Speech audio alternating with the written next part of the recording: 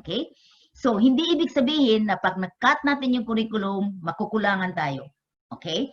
But if you are not going to cut the curriculum in such a way that you have look at it as a group of teachers looking into the main objectives of what you want the students to learn, then chances are you will miss out on something that might be very important. Okay? So, that is why yung ating cut and edit that we did before we started school is a very important time for the teachers to look into. Okay? Now, yung melts ng DepEd, na further cut pa yan sa maraming schools because we just don't have the time to do it. Okay?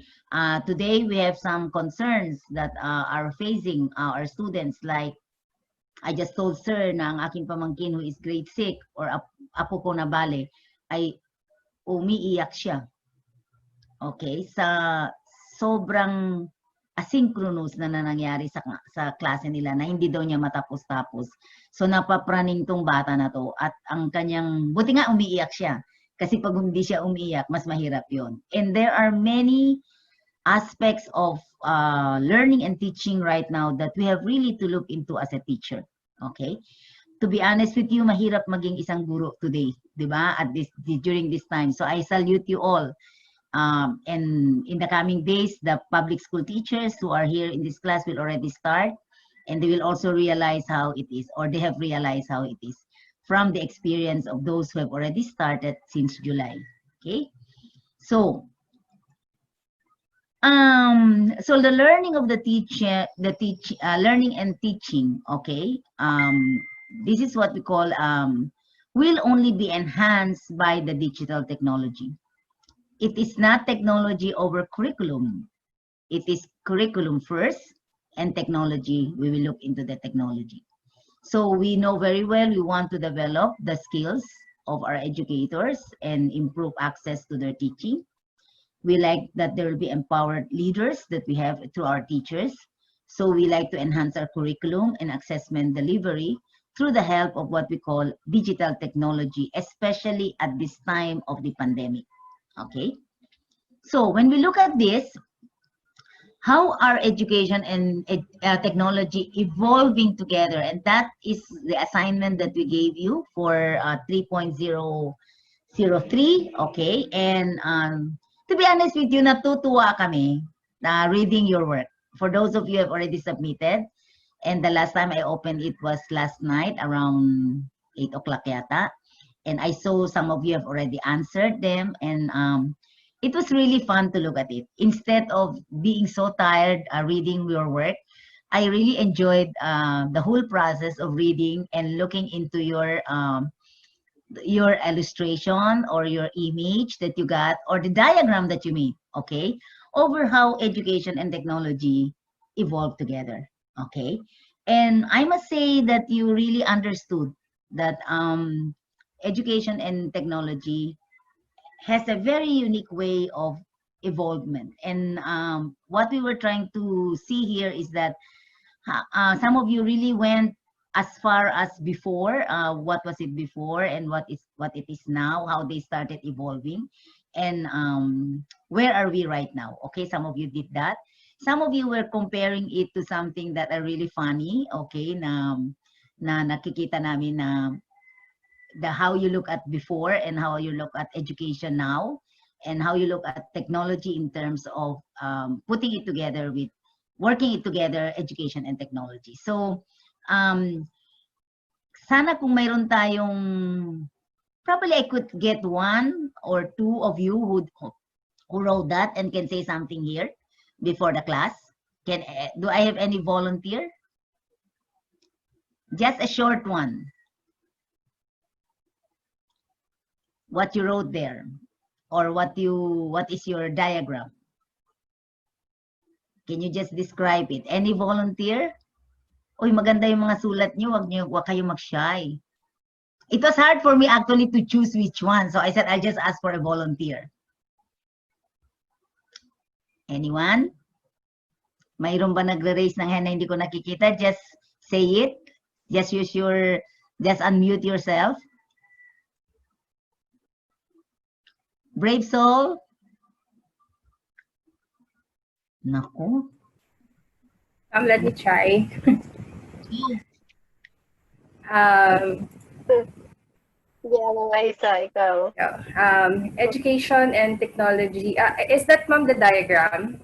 yes, yes. So do I need to show it to my classmate?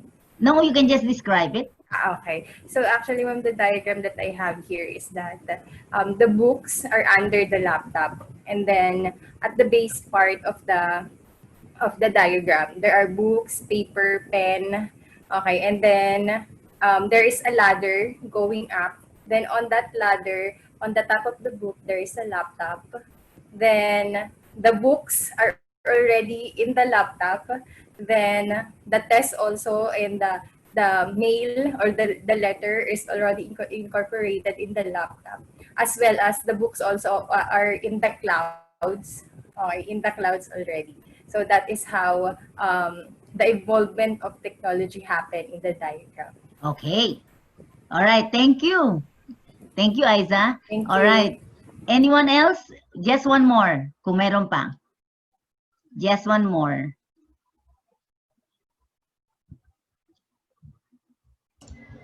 Ma'am Del? Yes. Angela? Yes po.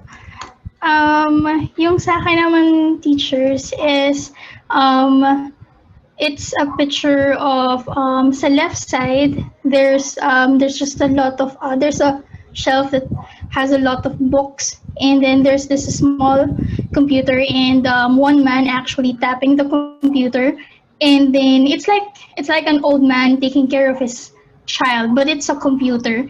And then at the back there's a lot of books, and then on the right side of the picture is the the young man, rather, the young man became the old man, and he is just simply looking at the little computer that's now big, wherein it includes different students collaborating with each other. So what I would want to say here is that actually before, education is, it's focused on the teachers, it's focused on the contents, but right now it's like nababaliktad na, wherein the teachers are now the one guiding the students, and the students are the one who are working or collaborating with each other, not just with the people around them, but worldwide. And that's how technology is affecting education and how they are evolving together. Okay, that's good. That's right. So you see, it's really because we were just asking for just one way of how you see education and technology evolve, and you have already presented so many ways actually in the different diagrams that you said. Nakakatuwa talaga, okay, to look at it. And I just want to let you know that probably in one of the conferences, I think it's good for us to share what we know about this thing, okay, through this diagram and all that, because it can say a lot, okay, of how it is. It is good that you mentioned that the teachers now are facilitators of the learning experience. Okay, naging totoo na yan na facilitators. Hindi na yung daldal ng daldal yung teacher, di ba? And then, yung students are the one learning. Yung learning how to learn that I heard way back in my early years as a teacher, okay? Learning how to learn, because I have worked in this Jesuit institution for the very first time I went into working. I was already working with the Jesuits. So, yung learning how to learn, I already heard it, okay? At as a beginning teacher, and parang ngayon nagiging mas totoo na yung learning how to learn ng mga estudyante. Okay? So looking into all this, I like to add more into looking into technology. Okay? Looking at the curriculum and now looking at the technology, that the technology can be also used as a productivity tool. Okay? Tools. Like we can use technology tools to enhance learning, increase productivity, and promote creativity. So even in blended learning, for example, now we can use the technology to enhance their learning and to increase what they can increase and promote the creativity of our students by looking into creation. Okay, going back to Bloom's taxonomy. yung pinaka top ng Bloom's taxonomy natin, wherein the students are able to create, that they learn by doing. Okay, they don't learn just by listening. It used to be that we learn by listening to the teacher, and then from the teacher's lesson plan to the notebook of the students, and then to the test paper, and period. So after the test, nawala lahat ng learning. Hindi na naalala ng bata, hindi niya maalala. Bakit nag-take up na ba tayo niyan? Kailan? Hindi na niya maalala kasi it's from the teacher's notebook to the student's notebook to the test paper and fly away. Okay? But now we would like to be assured that the students are looking into production, that they are able to create something, that they are able to show it by doing it, okay? And that is one of the ways wherein technology productivity tools can be used. And these technology productivity tools are amazing in the sense that, you know, it can really help the students understand, okay? We can also look at that part of the productivity tools is that we can let the students collaborate in constructing other creative works. They can even enhance a particular work that already has been done. Kaya yung mga performance tasks natin, wag na yun mga old performance tasks, yung mga do a poster, yung mga write a letter, yun yung mga dati-dati pa, panahon ko pa yan. So siguro magiging mas creative pa tayo in how we'll try to collaborate, okay, into some more technology tools that can help construct, okay, and I would like to add the word deconstruct also, what students see in technology and in the media. Because iba naman yung construct, iba naman yung to deconstruct. I think construct is good, like media construct. What you see on television is a construct. Everything that you see there, the telenovela, are constructed by some people, by the editors, by the production. But the role of the teacher there is to deconstruct so that students will be able to see the reality of what has been constructed by media and technology for them. Okay? So, maganda yung construct, pero maganda rin to learn how to deconstruct. And that's where the 21st century skill of media, okay, deconstruction literacy will come in. Okay? Kasi napaka-importante that the students will also know how to deconstruct what has been constructed for them. Okay? Now, the other one is we are going to look at technology as a good communication skill. Use communications to collaborate, to publish, to interact with peers, experts, and other audiences. And that is one of the things that is so important about the work of how technology can enhance communication. Then we can use a variety of media and formats to communicate information and ideas effectively into multiple audiences. So that is where we can see websites or blogs or Twitters or Facebooks and all these things that we have, wherein we can also teach our students to be really extra careful and to really be to discern very well what they read in the blogs, in the websites, in the Facebook they have, and everything that is open for them in the social media. It's a communications tools that can be used, that we can use to collaborate, to interact, but we also have to extend our knowledge and tell them that they are supposed to be what we call a good discernment. A good discernment is very important for them, okay, as students. That's why they have to be critical thinkers. They cannot just follow and read and follow whatever they read. I think it's good for them to ask questions, to say why and how and why not, okay? So they have to keep on asking those questions. So in the process of using technology in communications tools, we are also teaching them critical thinking, okay? And critical thinking can be easily integrated in the different technology that we are using, okay? Now, then we can also look at technology as a research tool, okay? Use technology to locate, evaluate, and collect information from a variety of sources. That is very evident now. We can help them learn how to process data and report results. Okay, and next week we are going to do exactly that. We are going to look at some researches, and you're going to look at some researches yourself, and you're going to look to process the data and the report results, what they are, and how do you know it's not fake result? How do you know that it is coming from a authentic source? Okay, how do we do that? Okay, so and evaluate and select new information resources and technological innovations based on their appropriateness of a specific learning objective. So the principles of research tool is also important. The principle of your research work, the way you do things, later on when you are going to do your thesis, you are going to use this, will be will come handy with these technology research tools that we are looking into. So for our students, we also start them young, that we don't wait until they are college to teach them research. I think at early on, like now, we are already asking them to do research. But what is important is that we have to balance a little bit. A parent wrote on the feedback of a school that I'm helping, and the parent wrote, there's too much in the plate of a grade 1 student.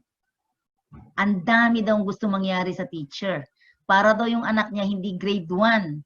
Para daw yung anak niya ay first year high school na ang daming gusto ng teacher mangyari. Because the teacher did not know that asynchronous activity can be very heavy for a student. Okay? So you look at the level of students that you're handling, you look at the level of asynchronous activities that you are going to ask them to do. Okay? Basta hindi lang giving everything. Because you thought of it, because it's in the net, because you saw it as a possibility, then you start giving it. I think it is good for you to look at it like, if it is for this level, does it fit? Okay, what does research say? So example, ang dami ng researches that came in kung ilang minutes lang dapat ang asynchronous elementary students. Ang daming schools hindi sumunod doon. Kasi ang gusto pa rin nila 40 minutes, 50 minutes, 1 hour na nakababad ang estudyante with the teacher. So, the students are saying, nahilo na kami, masakit ng ulo namin. What else can be done to improve on the way the students are learning today? Okay? And then, one of the last is the technology problem solving and decision making tools, wherein we use technology resources for solving problems and making informed decisions. Okay, solving the problem through what we call informed sources, informed decisions, because we were able to read, we were able to see, we were able to get in touch with authentic, okay, and correct sourcing. So that is why it is important for us to put our sources, because if there is somebody who is in doubt, that person can go back to that source and see for herself what are these information and if that is something real. Okay, and students employ technology in the development of strategies for solving problems in the real world. And this thing is very important, that through technology, through the employment of technology, okay, and looking into some strategies that can help solve problems, we can transfer that learning into solving real world problems. Okay, probably problems of community, problems of the family, okay, and students themselves will be able to cope into learning how to resolve certain types of problems that are happening, that they see as a problem to them. Kaysa naman ang mga estudyante natin, ang kanilang solution ay mag-suicide na lang kami. Hindi naman siguro maganda yun. So, teachers, while we are trying to teach content and skill, we do not forget that there are certain things that are more important to teach. Like, for example, the affective domain of the objectives that we have in our courses. Okay? Do not just look into the cognitive. Look into the affective. Okay? Because today it is very important to see how the behavior of the students are, how they resolve issues, what they are thinking, how they are able to explain what they are thinking, and so on and so forth. So ito mga technology natin, curriculum, are supposed to be ingredients or what we call steps that we are going to take so that our students will be able to lead a good life in this world, to be able to see the more important things in life, and to be able to work on that. Okay? Kasi hindi naman, while we teach math, importante yon, pero hindi naman yon ang importante that what you want to bring through life with the students. There are many important things why you're asking them to learn math. Okay? Ano yung pinaka-importanteng objective that math will be able to help our students make or bring them to a happier life. Okay? Yun. Kasi sa pressure ng mundo ngayon, hindi ka doon kadali ang buhay ng mga bata ngayon. Okay? So yun. So we have to look into that.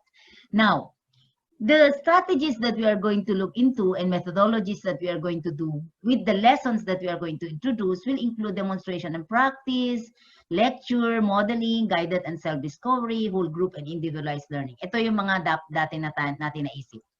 So, when we are going to look into technology integration now, looking at technology integration into the curriculum, okay, it is good for us to see that technology integration is the use of technology tools in general content areas in education in order to allow students to apply computer and technology skills to learning and problem solving. Generally speaking, the curriculum drives the usage of technology and not vice versa. Technology integration is defined as the use of technology to enhance and support the educational environment of our students. So, pangdagdag tulong to, okay? And if we are going to use the right tool, we are going to make the students understand. We are going cognitively, affectively, psychomotor, in the way we want them to grow. Okay? Makikita natin to. So, kailangan talaga yung choice of what technology is and how to smoothly integrate it is very important. Now, what exactly is technology integration? Ano ba talaga yun? It is the intentional, okay? So it is intentional, curriculum-driven embedding of technology tools and skills into practical uses to enhance the student learning. So it is intentional, okay? It is within the curriculum that we are going to choose technology tools and skills and into practical use. We are going to translate that into practical use to enhance the learning of the students.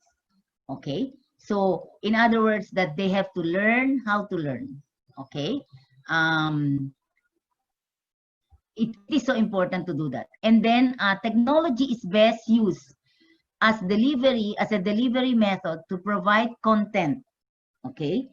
To provide content to students and may entail using project-based activities, game-based assessment, or online collaboration applications. And I think Sir Bong later on and in the weeks to come will be able to elaborate more on what are some of these applications that can be project-based, game-based, and collaboratively online-based. Okay? It may also involve using what we call the social media. So we are not talking about just putting technology because it is present. We are talking about the intentional putting of technology because it is curriculum driven. It is there. It is useful for the students, okay? And to meet any of the educational goals that we have. Starting from the schools of the school, looking into the schools of the subject, goals of the subject, and then you looking at the goals of the level, okay? So we look into modeling of technology integration, and we have discussed summer and TPAC. And when we look at summer before, when we talk about it, we thought about substitution, augmentation, modification, and redefinition. And we also made the learning that we have here is that all this is according to time, it's according to how you're going to process the use of this. Hindi pwede, ibig sabihin na, pag augmentation sa'yo, augmentation sa lahat. Pwede sa kanya, augmentation, pero sa iba, modification na yun. Alright? So, it depends upon where you are, the time that you are using it, and probably the type of institution you are into. Okay? So sometimes you will see, para sa akin, augmentation to, pero pwede din to modification. So the teacher will have to decide on this, okay? But we have some guidelines that we have learned along this way. And then the TPAC, okay? The TPAC is the one that is technology, content, and pedagogy based. Sir Bong, do you want to say something here? Okay. Okay. Sige. So what I'd like to say, and for those who went through the readings there, I'm happy that when you, for some of you who were able to go to the quiz site, you're able to distinguish each and every one of these aspects of the TPAC. But let me give you an overview, at least to make it a little bit more clearer. Like what we said, or like what was posted in Canvas, the idea in TPAC actually was born out of Lee Showman's basic framework that when you teach, you always mix pedagogy and content. We are all content experts, as was what was seen in one of your classmates when she presented her picture, wherein we're always what we call the sage on the stage. We always know what we want to tell the students, and we're always so happy to give the content. Okay, but being a good teacher is not really just simply giving the content. Otherwise, a student will just simply read a book, especially if it's a good book or a picture book or even a YouTube. What makes a teacher a very good teacher is the way he or she teaches it. And if he or she teaches it in a very good manner. And that's where pedagogy starts coming in. It is that mix of pedagogy and content that you come up with what you call the PAC, the PCK. You know what's the best pedagogy for a certain content. And I think the example that I always give is that if you were a science teacher and you were going to discuss to a very young grade school student the different types of what do you call this, the flavors, kung sweet, sour, salty, bitter, hindi mo pwedeng gawin na, pwede mong gawin, oh, this is sweet. If you have a candy, sweet. If it is coffee, it is bitter. If it is calamansi, is sour. That's one way of teaching it. That's a content perspective. But if you're the real good teachers, I know what they will do is they will bring in food in class and they will ask the kids, oh, taste all of this food. Describe candy. Okay? So, and that gives the students more than just the conceptual knowledge of what is sweetness, what is sweet, but really tasting, this is sweet. Bitter, obviously hindi natin sila pwedeng painumin ng kape, pero pwede yung patikman sila ng mga chocolate na bitter. Tapos pa-compare mo siya sa chocolate na sweet. And that's where the PCK starts coming in. You being able to realize that there are better ways to teach this. And that's what make a good teacher a great teacher. And that's what Lee Shulman saw. But as the years evolved, what two other researchers found out was that ang nagkukulang ngayon ay more and more teachers are using technology. And we need to integrate technology in our classroom. So the model evolved to what you call the TPAC. Now, here's where the conflict is happening. And that is where all of your conflict right now is happening. For some of you, technology comes quite naturally. For some of you, you need to learn more about that technology. And that is where right now, you need to determine where you are good at and where you are weak. And that's the purpose of this framework, to be able to know where you're good at, where you're weak, so that you can bring in someone or get some advice from someone who knows that particular area. So technology as it in itself is a necessary component. A lot of us need to learn the technology. And the technology right now is the awareness of, one, what the tools are, and then two, what that tool can do to help you deliver the teaching. And three, what does the tool contain? Okay? The tool could be a YouTube, pero you need to know what's the content in the YouTube and where can I insert it in my class. So if you know technology, if you have an app let's say, an app like YouTube, and you know what's there, and you say, pwede akong kumuha ng TED-Ed video, tapos pakita ko sa class dahil it explains the myth of a certain, yung Greek mythology. Then you're just mixing technology and content. That's TCK. Okay, but it's not necessarily enhancing or improving the learning of the student. It's a way of learning, but it's not yet an enhancement part. Now, there are some of you who say, uy, maganda itong technology na ito sa pagturo ng music.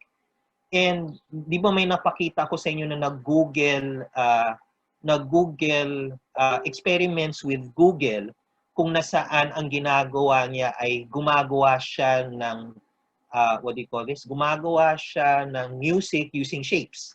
And you can see, uy, I can use that to teach rhythm. I can use that to teach pitch.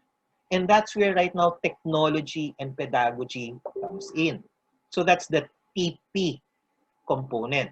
Okay, the TP component. Pero right now, what we're asking you is to combine all of them and say, I need something to better show how kids can make a music using different pitches and different rhythms.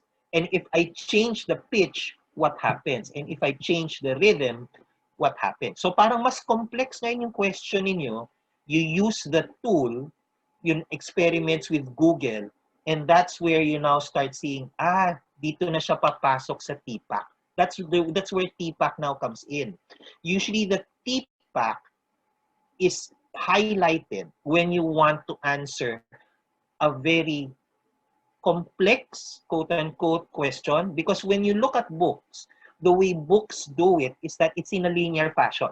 So when you teach music, you start off with the notes, then the pitch, then the rhythm, then the melody. But what you can say is, but in music, you can combine all of them and you don't need to teach them separately. So your question right now, is there a technology which can make my way of teaching the notes, the pitch, the melody, the rhythm, all together at the same time so that learning will be faster and enjoyable? So that is where TPAC starts coming in. I asked you to watch two teachers. There's a video there in Canvas of two teachers actually communicating with each other, okay, and collaborating, because one knows that she's good in PAC, TCK. The other one knows that she's good in technology and content. Ang kulang nila is the combination of technology and pedagogy. Why? Because the teacher who knows technology and content is a computer teacher. So talagang marunong siya dun sa computers. And she knows how to teach computers because that is her content. Yung isa naman is a science teacher. So she knows how to teach pedagogy and content. What's the best way to teach the science in that manner? So by combining their skills, they were able to come up with a very innovative way of teaching the topic that the science teacher wanted to teach. So when you go out there, please realize that you are not always alone. You can reach out to people in terms of being able to ask for help. And I think that is the reason why I posted the burning question. Because for you right now, I think you're comfortable with, alam ko na yung technology, content, and pedagogy separately. But when I look at one of the burning questions component, one of the common questions there is cheating. You really want to know, sino nga ba gumagawa niyan? And one of my answers to Shelo, it's a long answer. And I will bring in psychology. In psychology, there's a theory called Theory X and Theory Y. Theory X means that an organization treats their members and employees as lazy.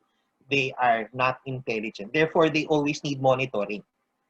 Ganyan ba yung inyong mga administrators sa school niyo? Sana hindi.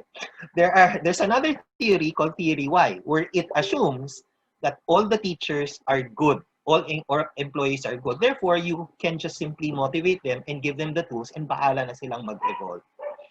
it's the same thing with students. You can use the theory X and theory Y. In theory X, you're saying that the students are lazy, they will cheat, they will do things. So that's why your mindset is, how do I control the cheating part? So that's why I said, maraming tools yan. There's what you call lockdown browser by Respondus. Mahal, there is, that mahal yan. You have to buy the license for that one. Microsoft also has something. Google, as far as I know, if you have a quiz in Google form, as far as I know, you cannot lock down the browser unless our Google expert can show us that one. But from a form perspective, as far as I know from my research, hindi pa kaya at one tab perspective. Pero ang labas niyan is, paano ka nakakasiguro na ang hindi gagawin ng teacher, ng estudyante ay, lalo na pag matatanda na, junior high, senior high, hindi sila tumitingin sa kanilang cellphone. Lalo na kung may laptop siya at may cellphone. Or paano, yung mga bata, susunod pa yan, sa totoo lang, yung mga bata, susunod pa yan, yung mga grade 1, grade 2, grade 3. Ang hindi nyo kaya ang ginagawa ng teachers ng aking anak, on ang audio, on ang video. Kasi kung marinig, kaya on rin ang audio, para marinig nung teacher kung may nagbubulong na parent, o ito sagot niyan, ito sagot niyan, ito sagot niyan. Kaya open ang audio. Pero in the public school, in some schools, in a lot of kids, you can't expect that. So you cannot sometimes apply theory X. That's why we always, I think my sense is, apply theory Y. Because we all know, naglalagay kayo ng mga ganyang klase, di ba ganyan rin naman nangyayari in real life, in face-to-face. Pag nagbigay ka ng assignment na make a costume, alam naman yun, hindi naman yung estudyante ang gumawa ng costume. Yung parents ang gumawa ng costume. Pag pinagawa mo ng collage, minsan hindi rin sila ang gumagawa. Yung parents tumutulong. So what's the difference? Why would you apply more constrained rules on that aspect, on an online aspect, when it does happen in a face-to-face aspect? So those are two different perspectives. So it's just how you're now going to approach it. That is why I think we always say, at least in Ateneo, at least college level, begin with the end in mind. What at the end of the day do you want the students to learn in music, in math, in your science? And it is more integrative rather than conceptual. That's for me my perspective right now, and that's how I'm seeing a great Filipino teacher for my kid versus a bad Filipino teacher from another kid's teacher. Because I've seen two Filipino teachers na talaga ang galing, engaged. Yung anak ko hindi marunong sa Filipino pero nag-enjoy siya because there's that use of TPAC compared to another teacher na ito Filipino, ito yung sawi kain, ito yung ganon. Yung parang nagre-relay, there's no engagement. Okay? So that's where TPAC starts coming. I'm hearing a lot of clicks on the other side. Wala naman chat, wala naman questions. But that's essentially how TPAC works. Okay?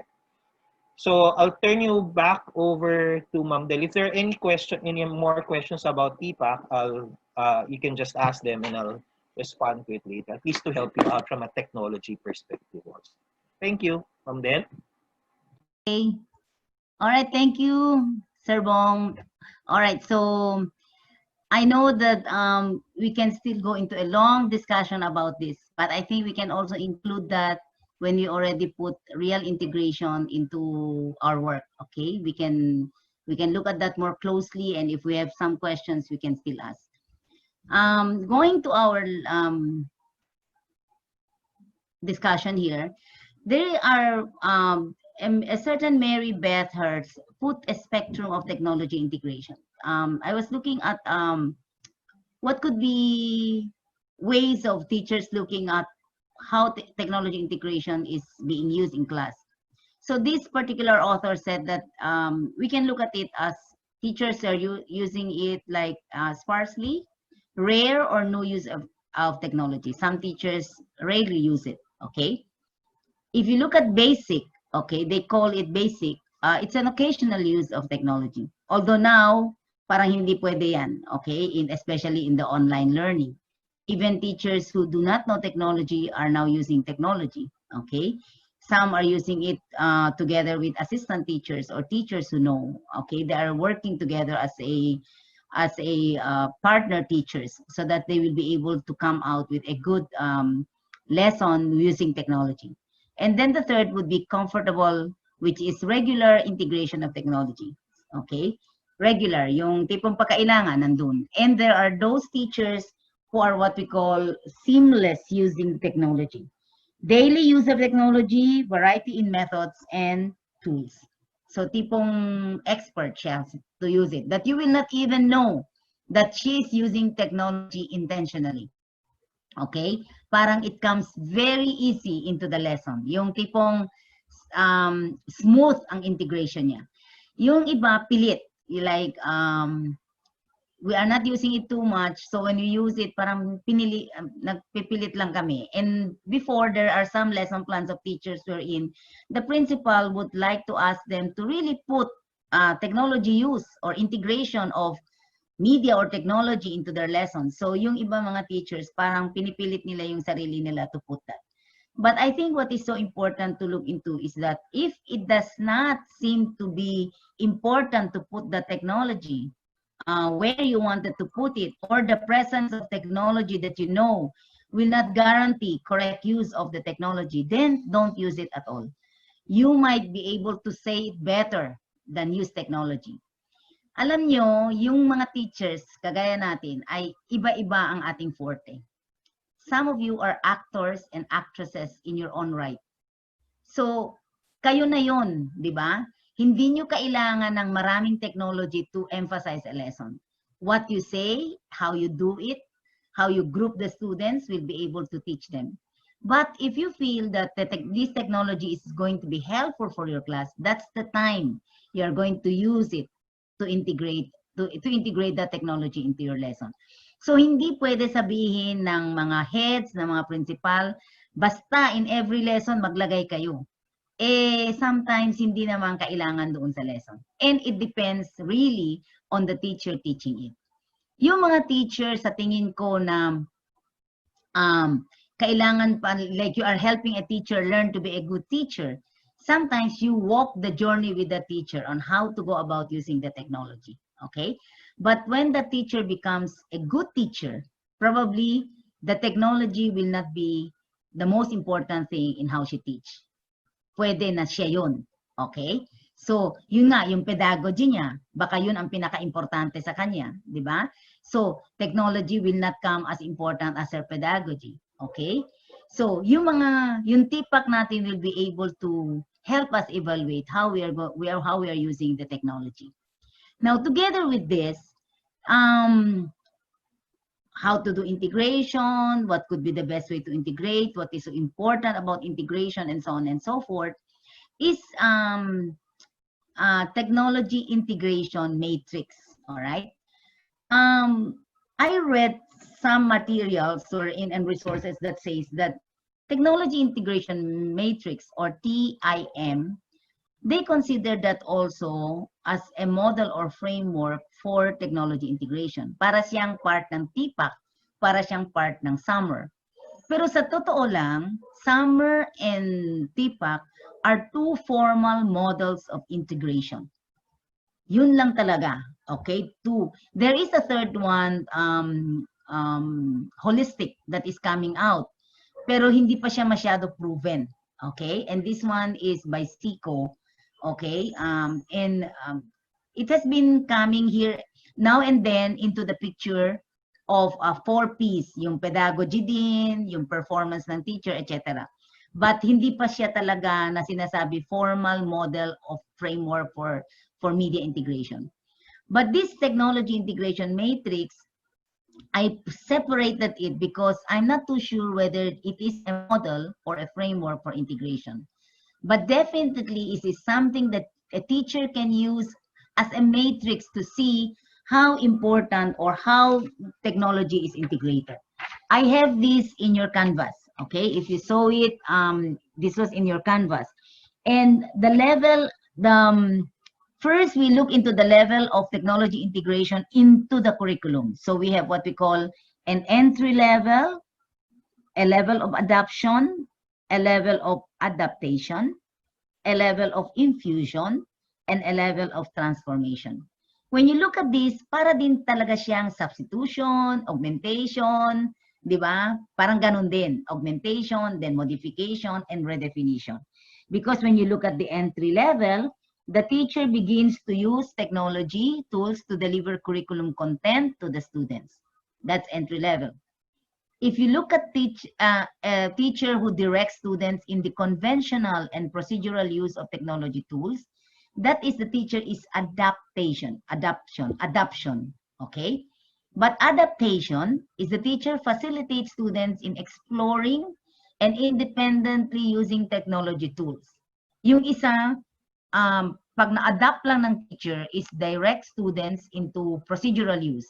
But when you are looking at this as already adaptation, the teacher facilitates students in exploring the whole idea of using technology tools. Okay? When the teacher provides the learning context and the students choose the technology tools to achieve the outcome, that is already infusion. Okay?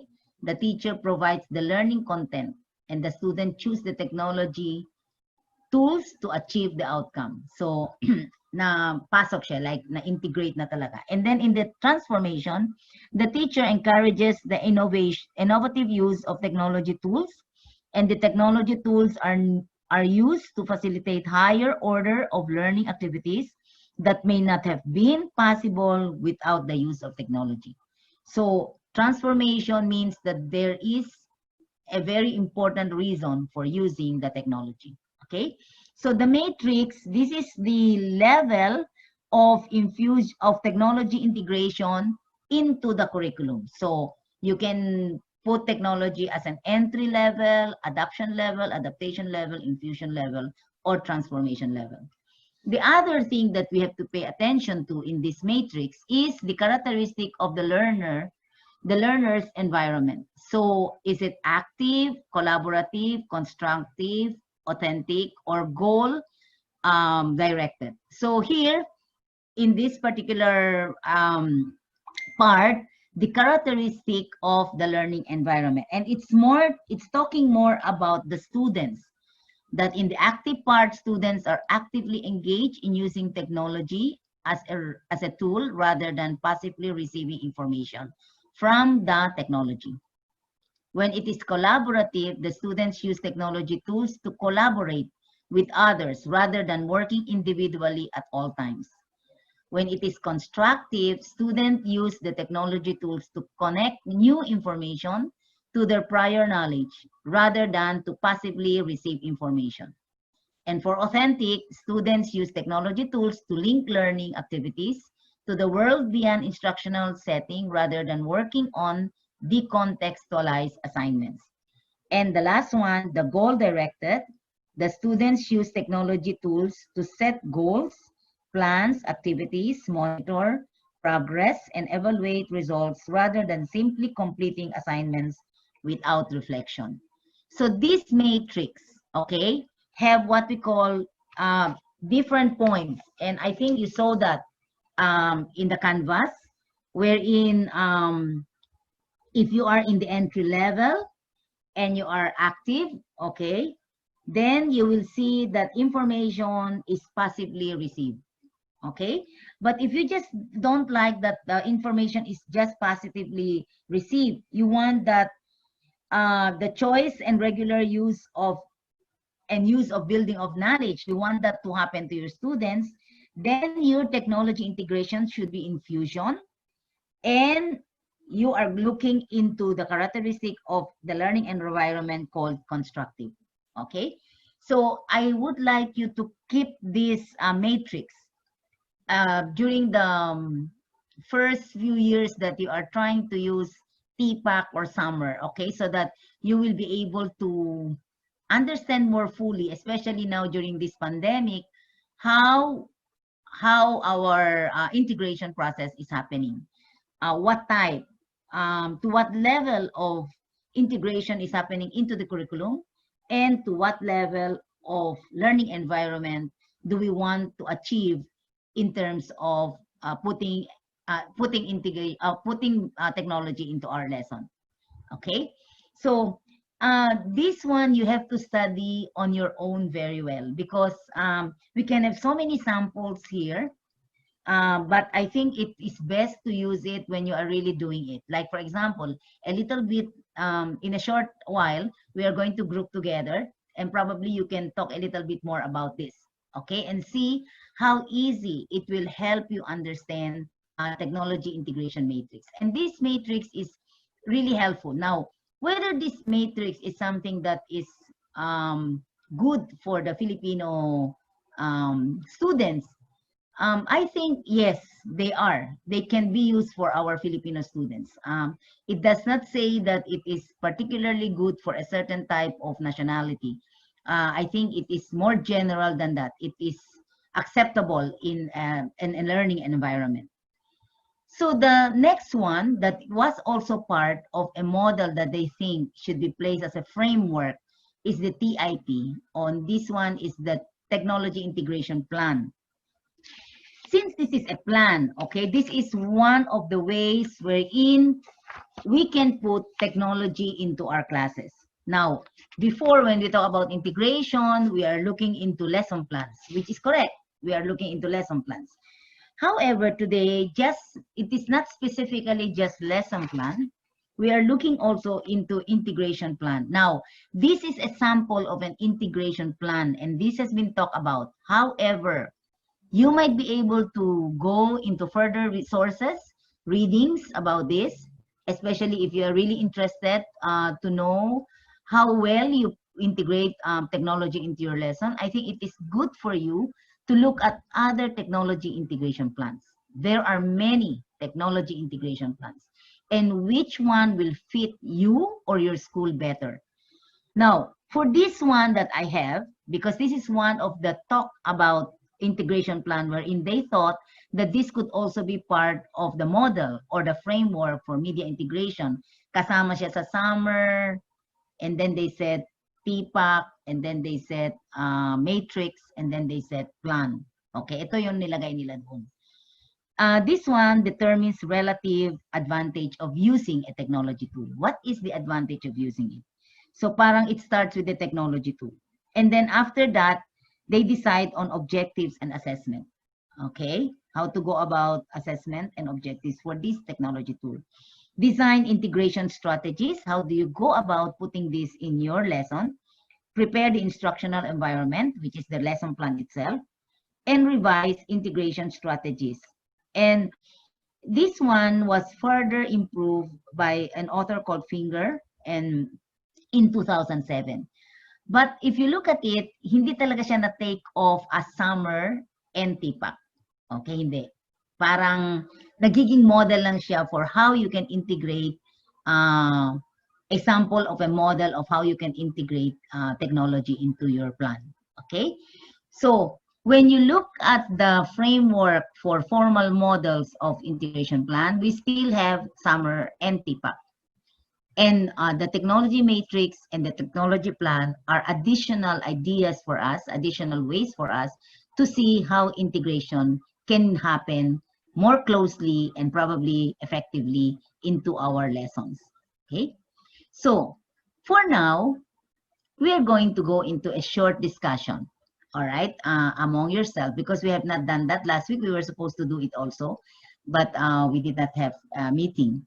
So this one is, remember, we put a lesson plan into the Canvas, into the lesson of Module 3. And that lesson is mythology. Remember? I hope everybody has read that lesson. Okay. This lesson is being shown to you with permission. And this lesson was used by us in 2017. Okay, about 2 or 3 years ago. Towards the end of 2017 yata to. The teachers who made this lesson plan came from different schools.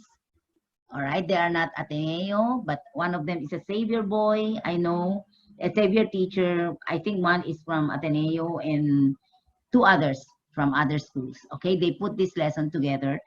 And this is a lesson on mythology with the use of technology. Okay, and the reason why I use this is because I thought there are many of you into junior and senior high school levels. Okay, and with this lesson, what we would like you to do is, how will you improve this lesson on the choice of technology and the process of integration at this time when teaching is online? Okay, so when this lesson was presented to us, it was one of the best lessons at the time. Sir Bong and I suggested how to further improve it, and they tried to improve it. But after 2 years or so, how will you improve this lesson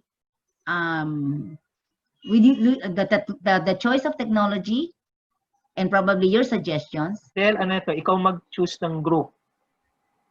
Oh, volunteer first. Which group will like to come ahead? Okay. Volunteer first. Any group? You have to state what group number, who are the members in your group, okay?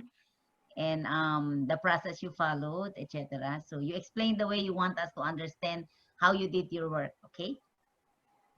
Anyway, all of you will report. So, sino gusto mauna?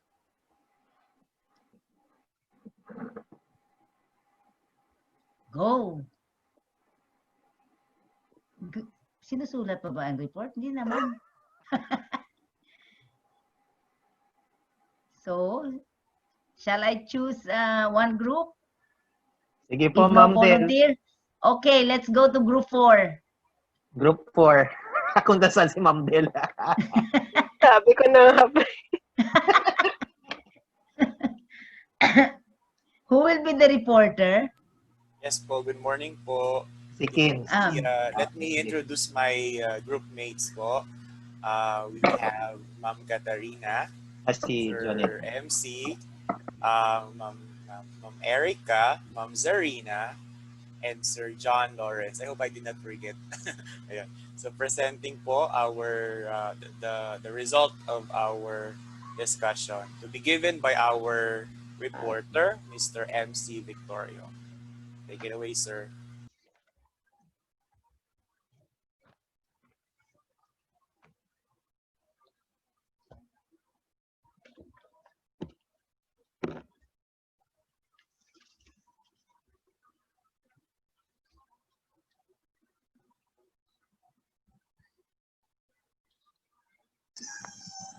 Naka-mute si Sir MC.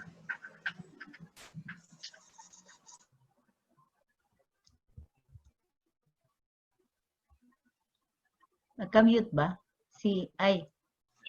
Sorry, this is my first time using Zoom to present. So, hello po, good morning.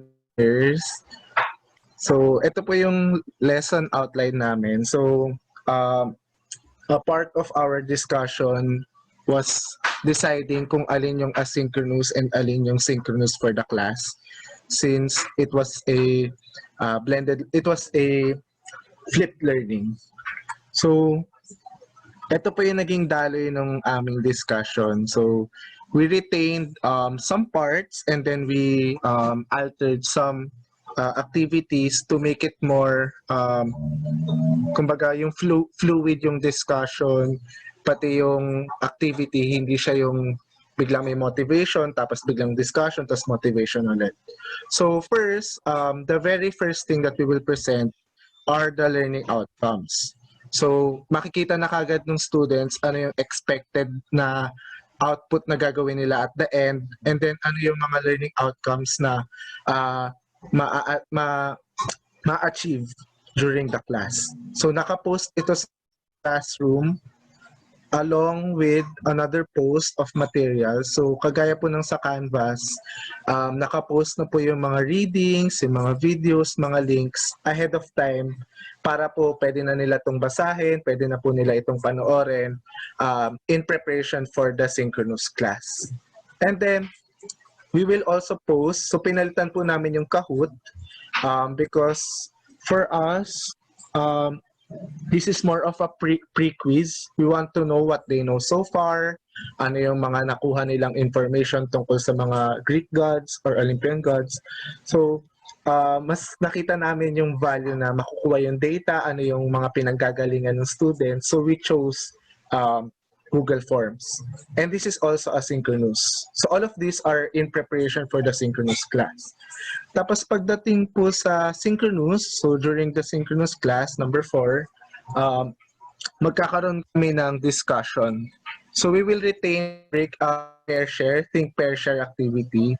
So the boys will be given chance to discuss with their pairs, ano yung mga nakuha nilang information about the Greek gods, ano yung nagustuhan nila, alin yung nakikita nilang Greek god that could represent themselves. So parang lahat na dun ng discussion na share nila sa classmate nila. And then after the breakout rooms, we will go back to the whole synchronous class, and then teacher will start the discussion by using the video. So dun po sa lesson plan, meron po siyang binanggit na video. We want to use that as a springboard for the discussion para at least makita nila visually, makita nila yung mga Greek gods na pag-uusapan for the class, or at least some of it. So for the whole, a big part of the synchronous class is about discussion, clarifying, getting more information about the Greek gods. And before the synchronous class ends, bibigyan namin sila ng instruction on the activity that they have to do asynchronously. So they will do a comic strip. So pinalitan po namin yung short story about the Greek gods, and then we integrated po yung modern day context doon sa comic strip na gagawin nila. So for number 5, they will create a comic strip where yung avatar nila, kung sino yung nakikita nilang Greek god for themselves, are set in a modern day context. At yung kagandahan po dito, may sample kami nabibigay, pero for their comic strip, sila yung mag-iisip ng modern day problem, tapos sila yung mag-iisip ng pwedeng solution or modern day context solution for that problem. So, na-integrate na yung characteristics ng Greek god, yung creative output, and then yung modern day context in one single output. And then, this will be shared in the Padlet. So, syempre, may iba-ibang perception yung boys. Pwedeng etong Greek god siya, tapos etong Greek god siya. Tapos pwedeng same modern day context problem yung pinapakita. So, it parang kumbaga nababroaden yung knowledge nila tungkol sa Greek gods and how they can be seen in the modern day context. And then, ito yung the last part. We also have a Google form. This is now related to yung last part of the lesson plan, which was understanding of the lesson in relation to the Philippine context naman. So it's integrating everything to their context, modern day context, and then the context sa Filipino. So yun po. So may mga tinanggal kami like the Kahoot, and then we integrated some learning outcomes into a single activity na maka-achieve pa rin yung mga learning outcomes. So yun po for group 4. Tama pa group 8, wala ba ako na-miss? So thank you po. Mr. MC. Thank you to all my group mates for the collective effort. Okay. All right. So, sir, how do we go about this? Are there any body in the group, in our class, who would like to ask any question to this group? Mayroon ba anybody in the other groups who would like to ask a question? Just to clarify what they did.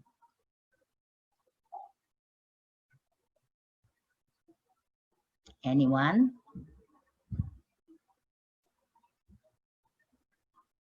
So, what does it mean na wala kayong tanong? Naintindihan natin lahat ang ibig sabihin?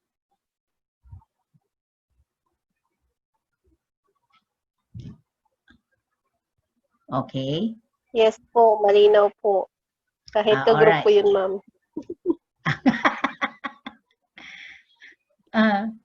Okay. So, kami naman ni Sir. Sige. I'll start. Alright. Maganda yung context nito. The context was brought about na it is online. So, dahil nga online, ganito yung style nila. Okay?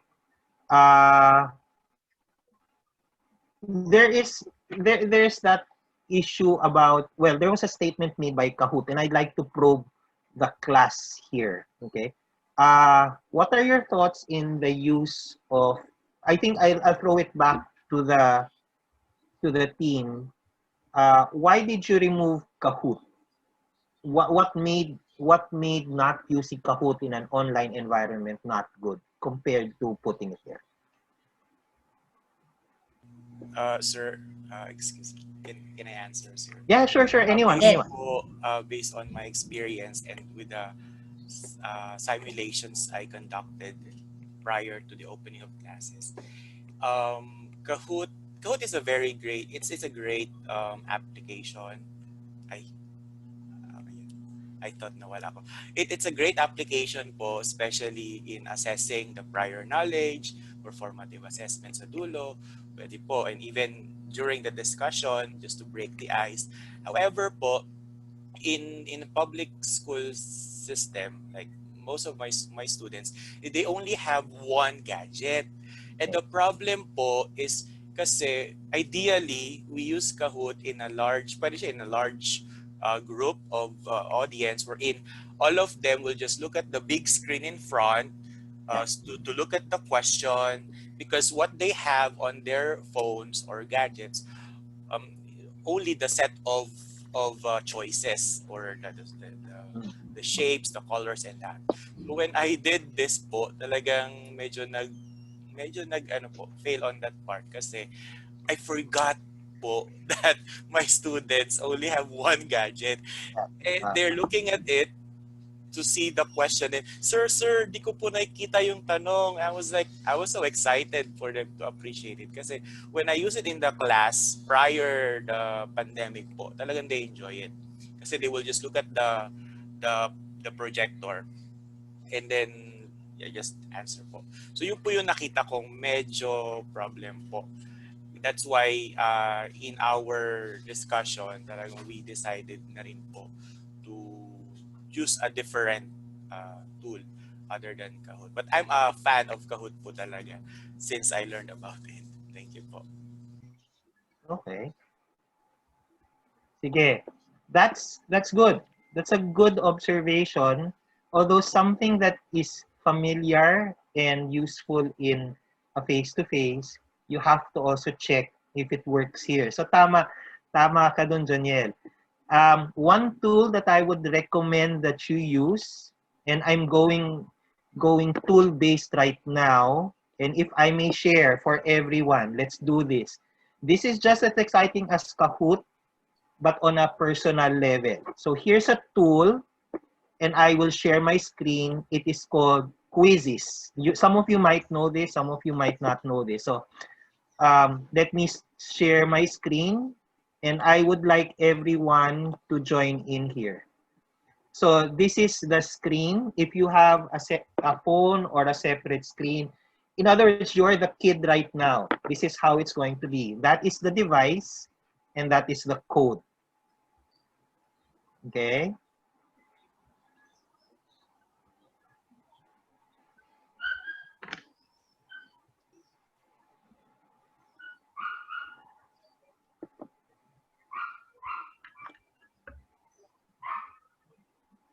Okay? So I'm going to wait for you to join in. Ayun, MC is in.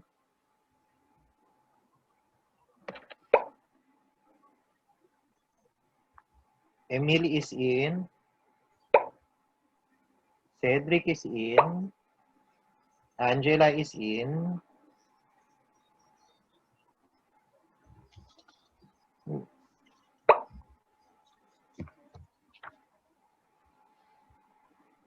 Ang kailangan rin yung isipin nyo dito, if you're going to do this in class and your class is just one period na 1 hour, ito pa lang, setup pa lang, matagal na yan.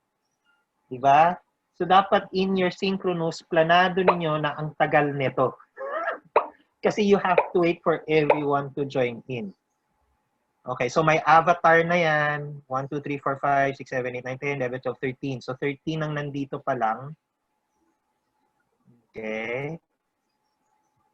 For interest of time, sige, there are 13.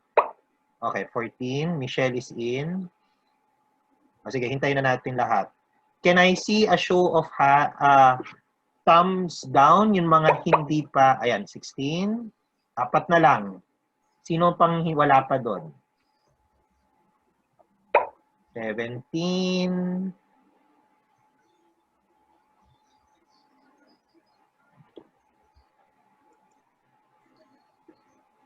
Nado-join lang po. Okay, ma'am siya. Sir, hindi na po siguro ako sasali kasi hindi maayos yung internet ko ngayon. Okay, sige. So, for at least maski na si Cha and Katerina, kung hindi kayo Sir, makakita. sir, actually, na-disconnect po ako. Kakapasok ko na ulit. I Okay. was not able to catch up the direction po. So, join in. This is the website, joinmyquiz.com, and this is the join code. If you can join in, Isa. Okay. So, observe this setup na. Kung plano, this is an alternative to Kahoot. It takes some time for it to be set up. So, ilan na tayo? 6 minutes for setting up. And if you plan to do these types of quizzes, matagal ito.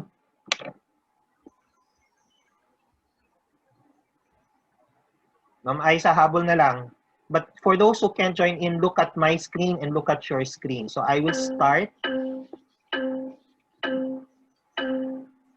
See your screen. Sa akin ay leaderboard lang. Kayo ay the questions and you have to answer.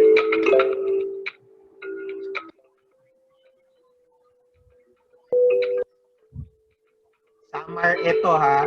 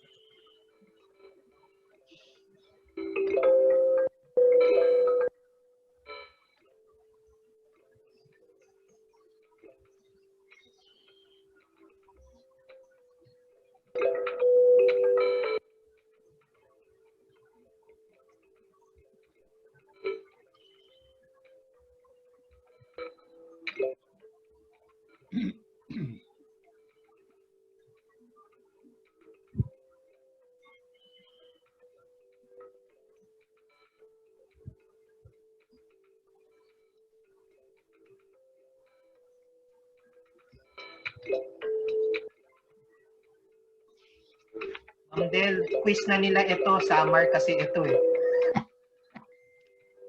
Answer.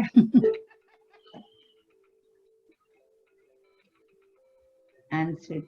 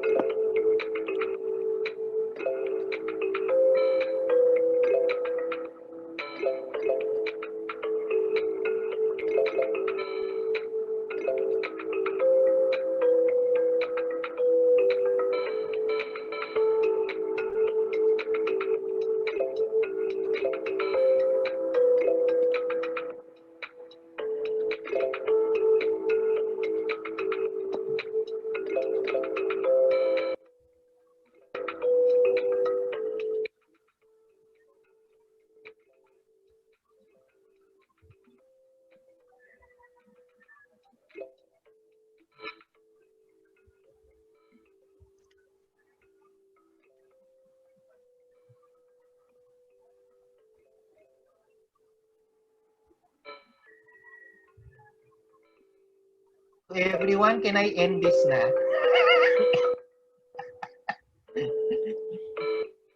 At least they have experienced it. Sige lang po, sir. I am enjoying, sir eh. Ana. Malapit na ako sa third eh. Number 2 is Emil. Wow, Number 2, Harold. Angela. Congratulations. Tapos sa huli ng quizzes, meron item analysis. Na nandito. Ala. Oh, di So, ba? alam ko kung sino yung maraming mali. Saan banda? At saan Oo. banda. So question Yes. 5, ang daming question. And so on. So, yan yung alternative to Quizlet. How is it? Kung kayo, feeling ko nag-enjoy kayo dyan eh. On your end. And kung nakikita nyo ito, nakikita rin yung akyat baba. So, it's that way of really just searching, which I will teach you. If I have time later, I will. If not, then next week for this one. Or I will just put the video on this one. So, yan yung that's the skill of the technology at this point in time, which I would like also to learn from you. So, it's good that sina Joniel and sina MC realized why it does not work. The next step for you is, if it does not work, what's the alternative to this particular tool? Yun yung next step mo, because you know that it does well. The next step is, how do you search for it? And very quickly, before the other groups report, the site that will help you is a site called Alternative2. Alternative2.com. Yan yung site, alternative2.com. So dito, kunwari palpak ang Kahoot, you just type in alternative to Kahoot, find.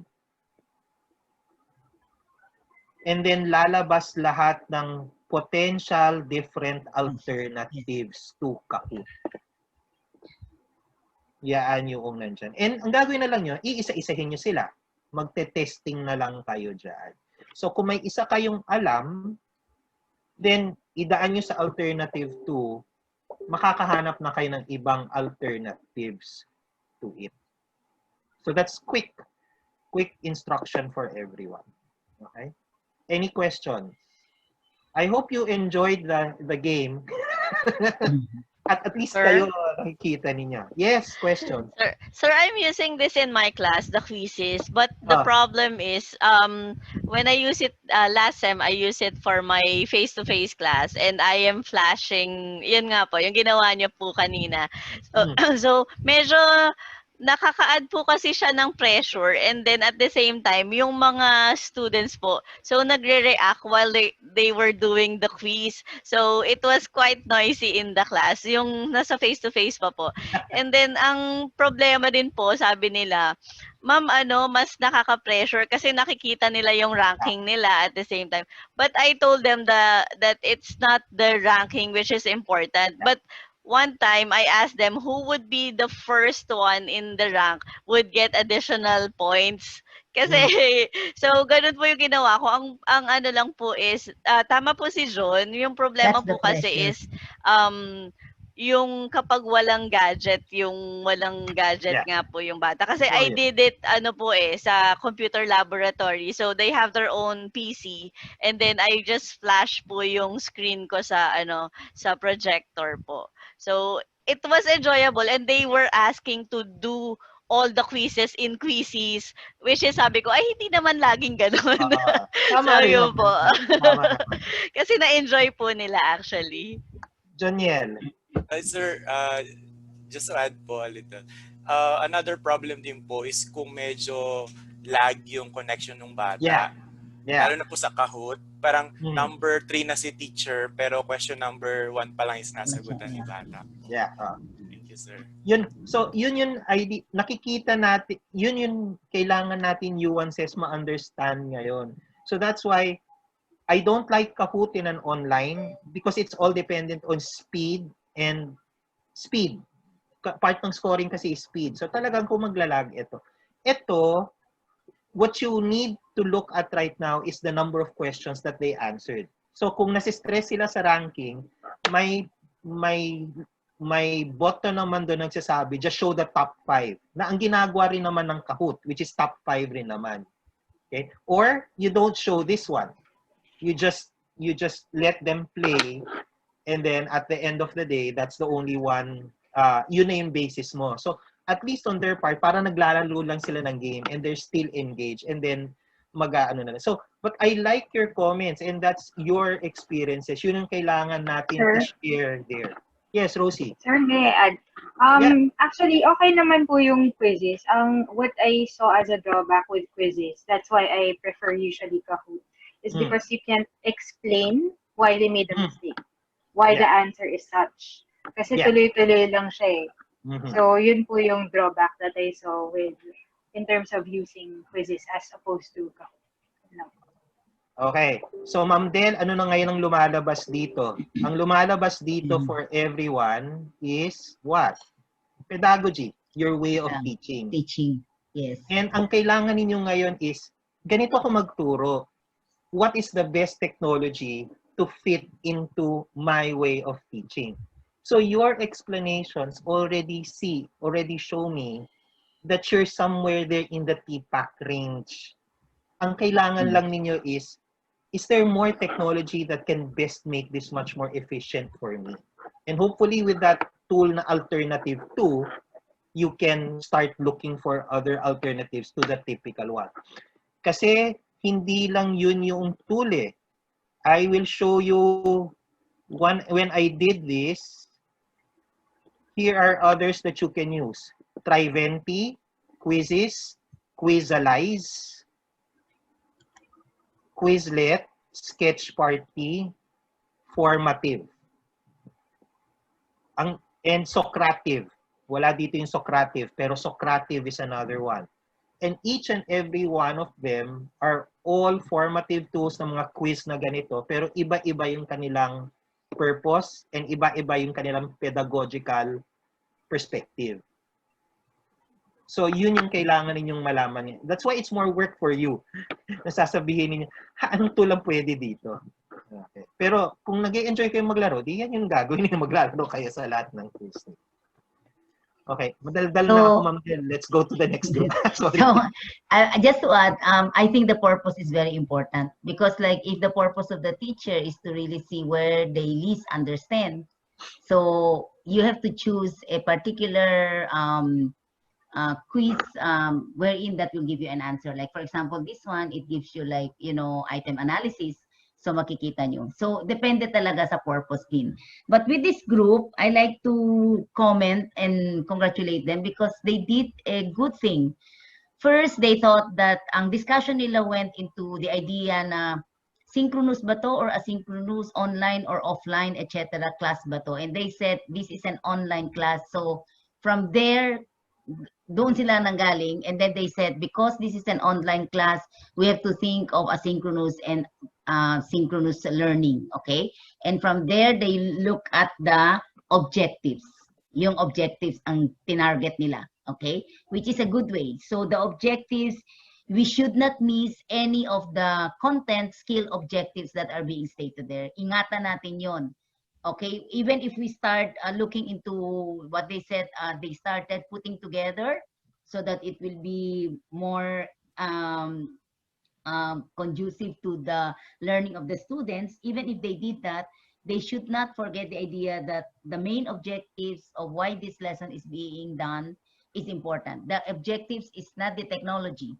Okay, that objective is still the lesson on mythology.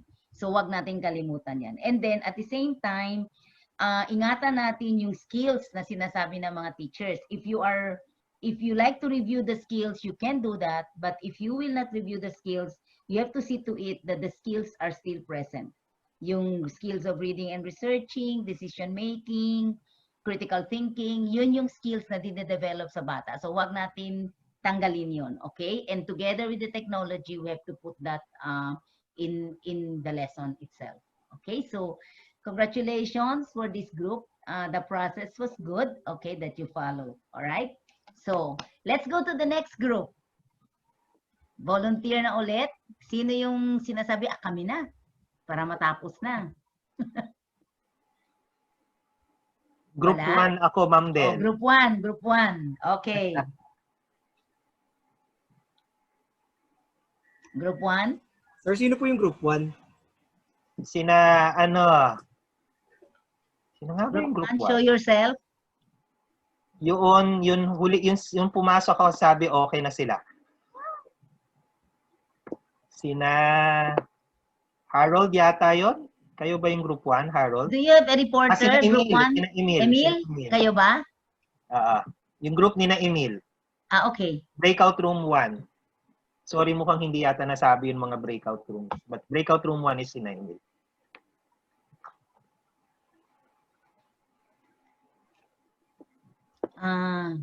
You can share the screen, Emil.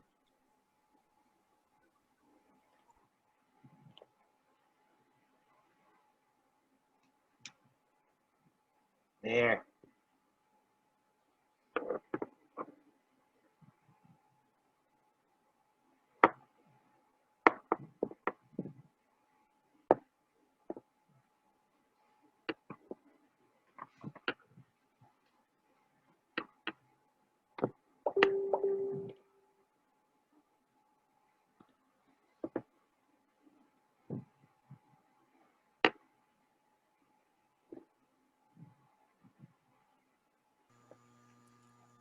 Hello?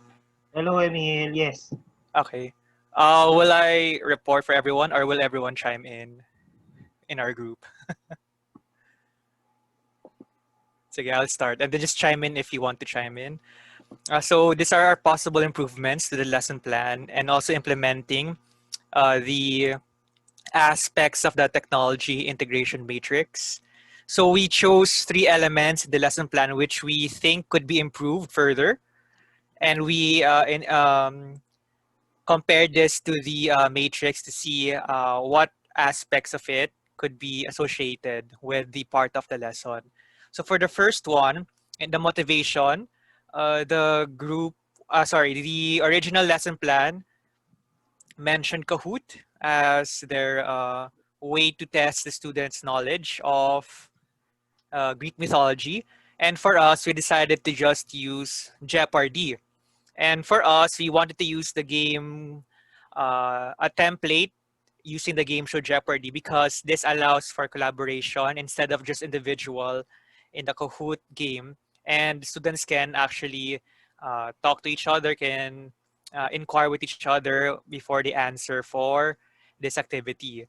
And then we said that this is adaptation because the teacher the teacher is the one who provides the technology or the app, which is the Jeopardy template, and collaborative and constructive because again they are able to interact with each other, but also they are able to gather information by themselves.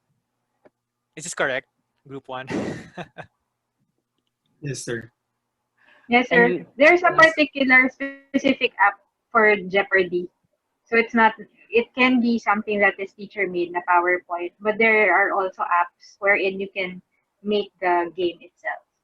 Yeah, and we wanted to choose Jeopardy as one of the applications instead of Kahoot because it can be more competitive rather than Kahoot because in Kahoot it also measures the speed, and I think that we should not be putting pressure into the students when we are doing these kinds of things. We can give them a timer, and then by the whole like what Emil said, they can still inquire with their group mates with regards to the answer instead of just simply pressuring them na mag-randomly click.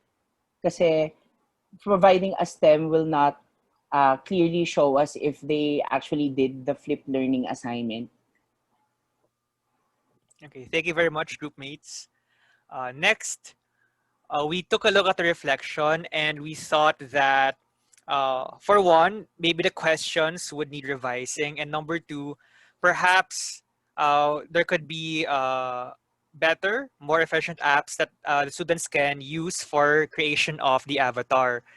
So for that, our change would be we did change the reflection questions now to make them more relevant and meaningful. But also we decided to add more apps, more choices, because this ties into the TIM in the sense that we are giving the students the option to choose whatever they want to build their character. So they are the ones who use technology to create their avatars, but also it gives them the choice. We give them the option to choose any of the websites listed on the slide right here. Our additional one was charactercreator.org because we feel like this is better and easier for students to use. Is there anything else you want to add? I'll just add also. We also changed the prompt instead of, I think TJ, you can explain this also or add to what I'm going to say. But instead of just asking them to make their own goddess based on their own characteristics, this is more of they will choose from the gods and goddesses already that they studied, so it will be more evaluative of what they learned from the lesson and not just create their own based on what they want. So it's more of reflective of the lesson itself. So baka TJ, you want to add more?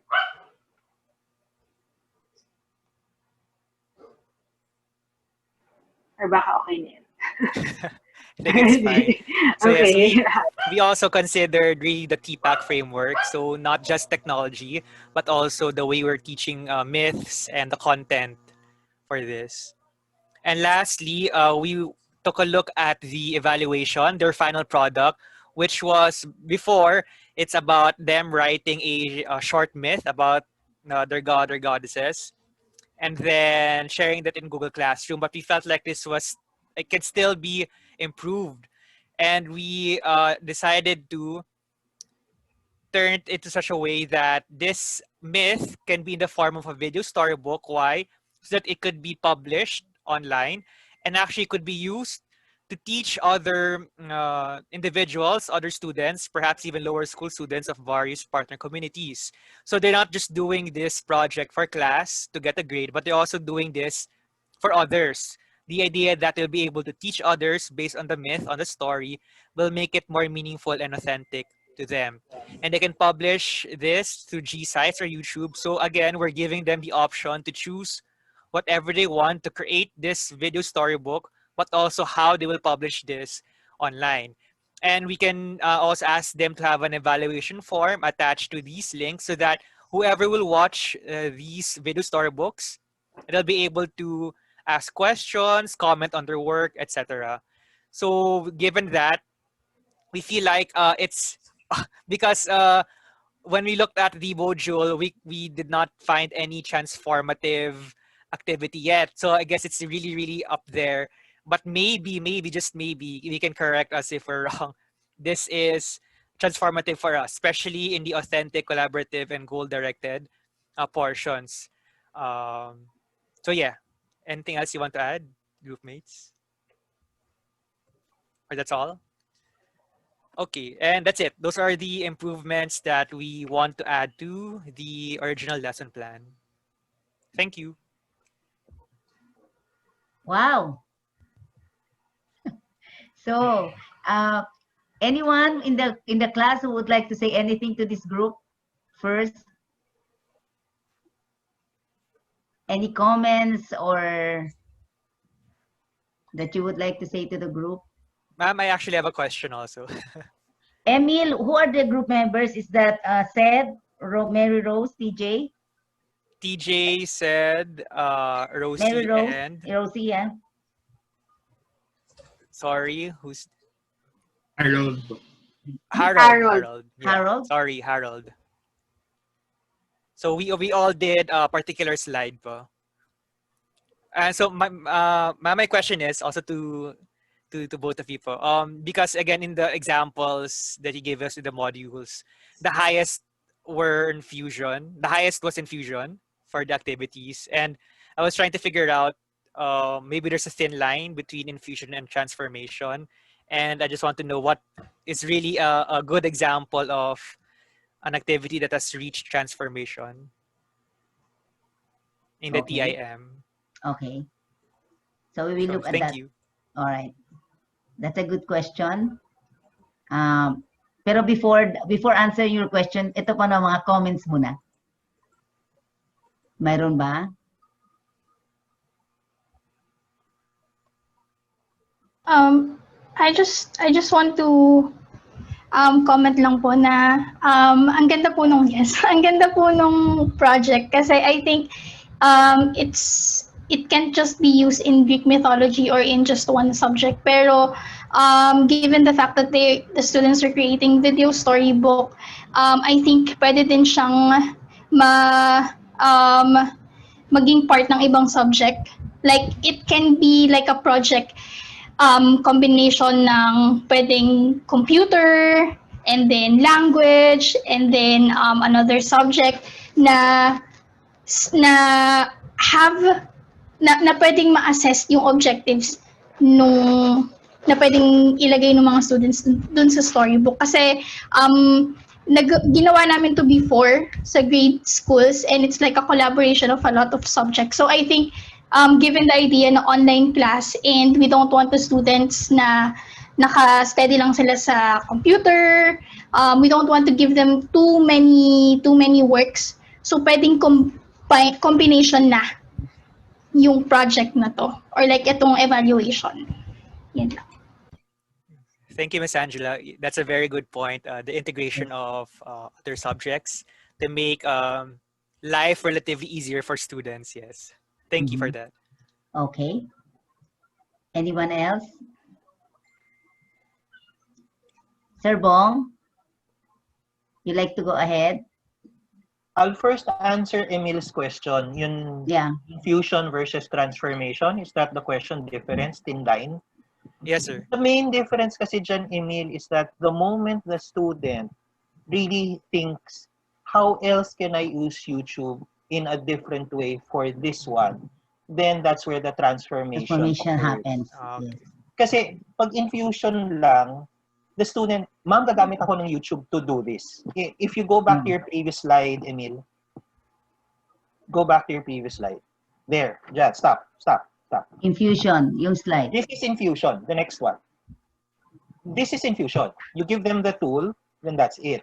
But I went to charactercreator.org and because I know that already and I've used that. The problem with that one is that at the end of the day, it doesn't come out as truly a traditional God. It's a modern God. Okay? So, but if he was able to add additional clothes and program and he found an add-in to add to creator, charactercreator.org to change the clothes and then hindi lang yung wings doon, pwede rin may bolt or whatever, yung parang ganon, then it becomes transformation because the student already knows a lot more about the technology.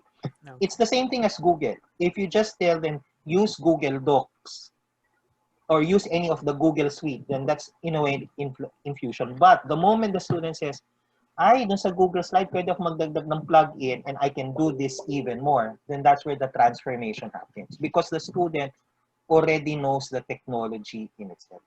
So that's it is a thin line. It is a thin line. Sir, question. Thank you, sir.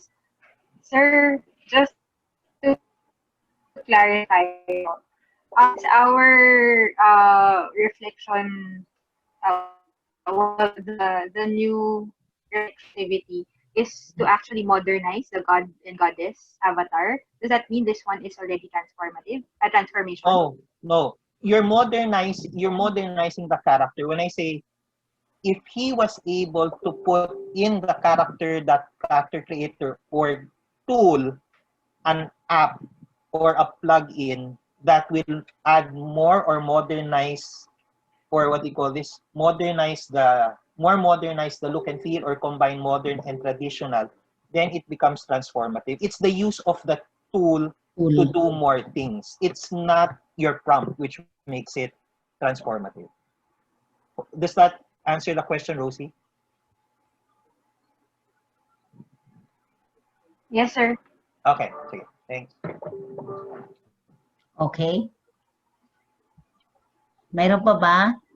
What is nice about this group is that they tried using the level of technology inside the curriculum, and then they look at all these three areas for improvement, yung evaluation, okay, and then yung beginning ng classes. So when you use an original lesson plan, this is also a good technique to use, okay, wherein you try to see where the present lesson is at.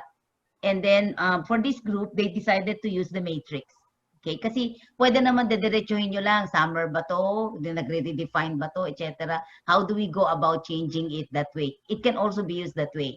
All right? Or you can look into pedagogy and content and technology, which is the TPAC version. But that is why there is also a thin line between looking at this framework as a model framework or a formal model framework or just an integration process framework. Okay, so that is the reason why I still divided that into two. I would look at summer and TPAC as the formal model framework, and then this one is like integration framework. Okay, and the other one is more on the application. So it is good that they tried using this because I can see that the lesson came out to be a lot better. Diba? I was also amazed, to be honest with you. When Emil was reporting, I said, oh nga, no? So, na-amaze rin ako. So, even if you are already looking at a lesson that you saw before, like, I mean, sir, nakita na namin tong lesson before, and for us, that was a good lesson that time.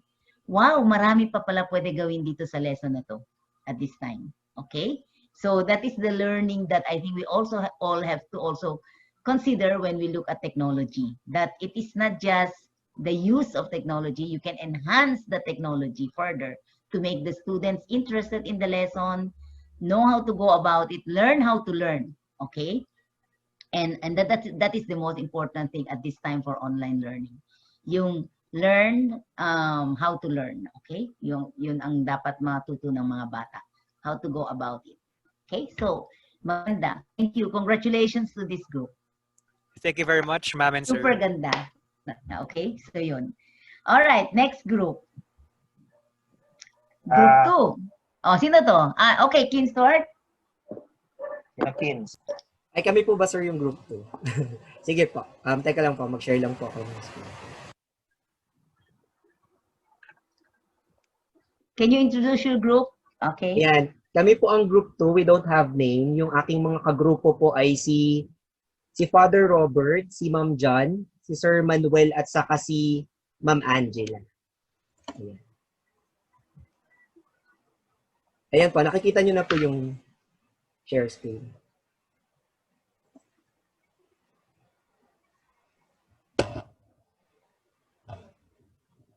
Ayan. Ma'am, am I loud and clear po? Yeah. I have problems with internet connection po kasi. So yun po, kami po yung group 2. And actually, ano po, to be honest, nahirapan kami sa norming stage because we are very diverse po. In a sense na ako po ay am preschool teacher and SPED teacher. Si Father Robert po ay administrator. Si Ma'am John po ay marketing manager. And si Sir Manuel po ay high school teacher. So, magkakaiba po kami. So yun, dito po sa aming ginawa, na-inspire kami to the open-ended world game-based application na Minecraft na nakita po namin doon sa module. So sabi namin, medyo nag-isip kami na something that is different kasi yung Minecraft ay medyo pang bata. So yun po. And basically, we see it as a whole concept. So ginamit namin ang art step as a major tool po. So yung art steps po ay ano po siya, parang virtual exhibit. Ayan, na we're in para rin siyang Minecraft na open-ended world din po siya na pwede kang mag-design ng sarili mong museum and you could input images na pwedeng magamit natin sa ating mga estudyante. So, we tackled the lesson objectives by empowering the students' learning experiences based on team matrix. So, basically, we modify the entire lesson plan and break it into 3 synchronous, asynchronous classes. So, yun po yung day 1, day 2, day 3. So, on the first part po, we set the tone for the students. So, sabi namin, balak namin gumawa ng Greek museum so that ma-feel nila na nasa ano po sila. entire story po sila ng aming topic. So, dito po, inside the Greek Museum, meron pong mga self-directed YouTube videos, links, infographics, and intertwined with self-directed instructions. So, eto po sa museum namin, lahat po ng bata or yung mga estudyante ay papasok po sila doon sa loob po ng museum. So, each places, meron po dong mga self-directed na instructions na sila pong bahala kung paano nila makukuha yung knowledge and understanding doon po sa topic. So yun, that's synchronous class po. And on day 2 po, they will collaborate. So dito na po yung magi-start yung research phase na magre-research sila doon sa understanding. Gagamit din po kami ng Padlet. Possible quizzes din po kasi nag-enjoy kami doon. And yun, and we will connect it to modern heroes if possible. So this is asynchronous para pong yung katulad ng ginagawa natin sa Canvas. Ayan. So the students, sila po yung maghahanap ng way or sila po yung pipili ng option nila on how to empower based on the self-directed instructions na pinrovide po namin inside our Greek Museum. Tapos on the day 3, which is synchronous class, ayan po, display their understanding by creating their own exhibit that empowers Greek mythology to modern problems. So dito po, on day 3, since inintroduce na namin sa kanila yung art steps, sila na po yung gagawa ng sarili nilang museum. Tapos, we will invite experts inside the exhibit, possible literature professors and English teachers to critique their work. So, yun po. Nakita namin yung lesson plan as a whole concept wherein minodify namin siya into something that is may enjoy ng bata and at the same time, mafe-feel nila yung Greek vibe. So, yun lang po. Thank you. Okay. Comments, please.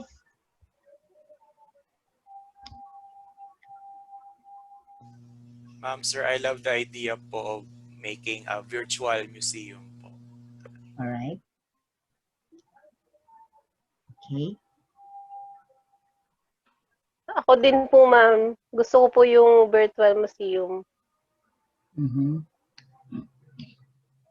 Kaya yun to ng grade 10? Yes, ma'am. Diba? Kaya ko nga yes, po eh. Kaya ng 10. Oo. Okay. Ma'am, may question lang po ako with regards dun sa virtual kasi it's my first time. I'm not familiar with that. Sir Kins, ask ko lang, does it magma-matter po ba kapag kasi 'di ba usually pag yung mga gamit lang nila mobile data kasi sa Yes. public, 'di ba? Yes. So, okay lang ba kung ipapagamit 'yan sa Yes. Pwede po. Actually, yung day 1 and day 3, pwede po siyang asynchronous. Kasi po yung parang museum na po na yun, ay pwede kang lumabas-pasok doon. Wala naman siyang bayad. So kapag yung bata, mayroon na siyang time to see the content of that museum, pwede naman po.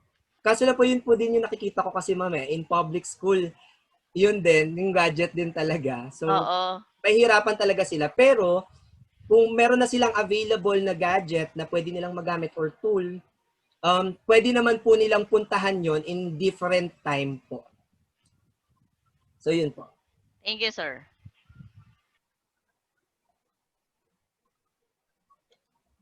King, when you started doing the day 1, okay, that is synchronous. So, you mean to say that the teacher and the students work together to put all these ideas together? Is that the idea? Hindi po. Di bali po, si teacher lang po yung magbibigay ng mga instructions. Wherein si students po, papasok lang po siya sa loob ng museum.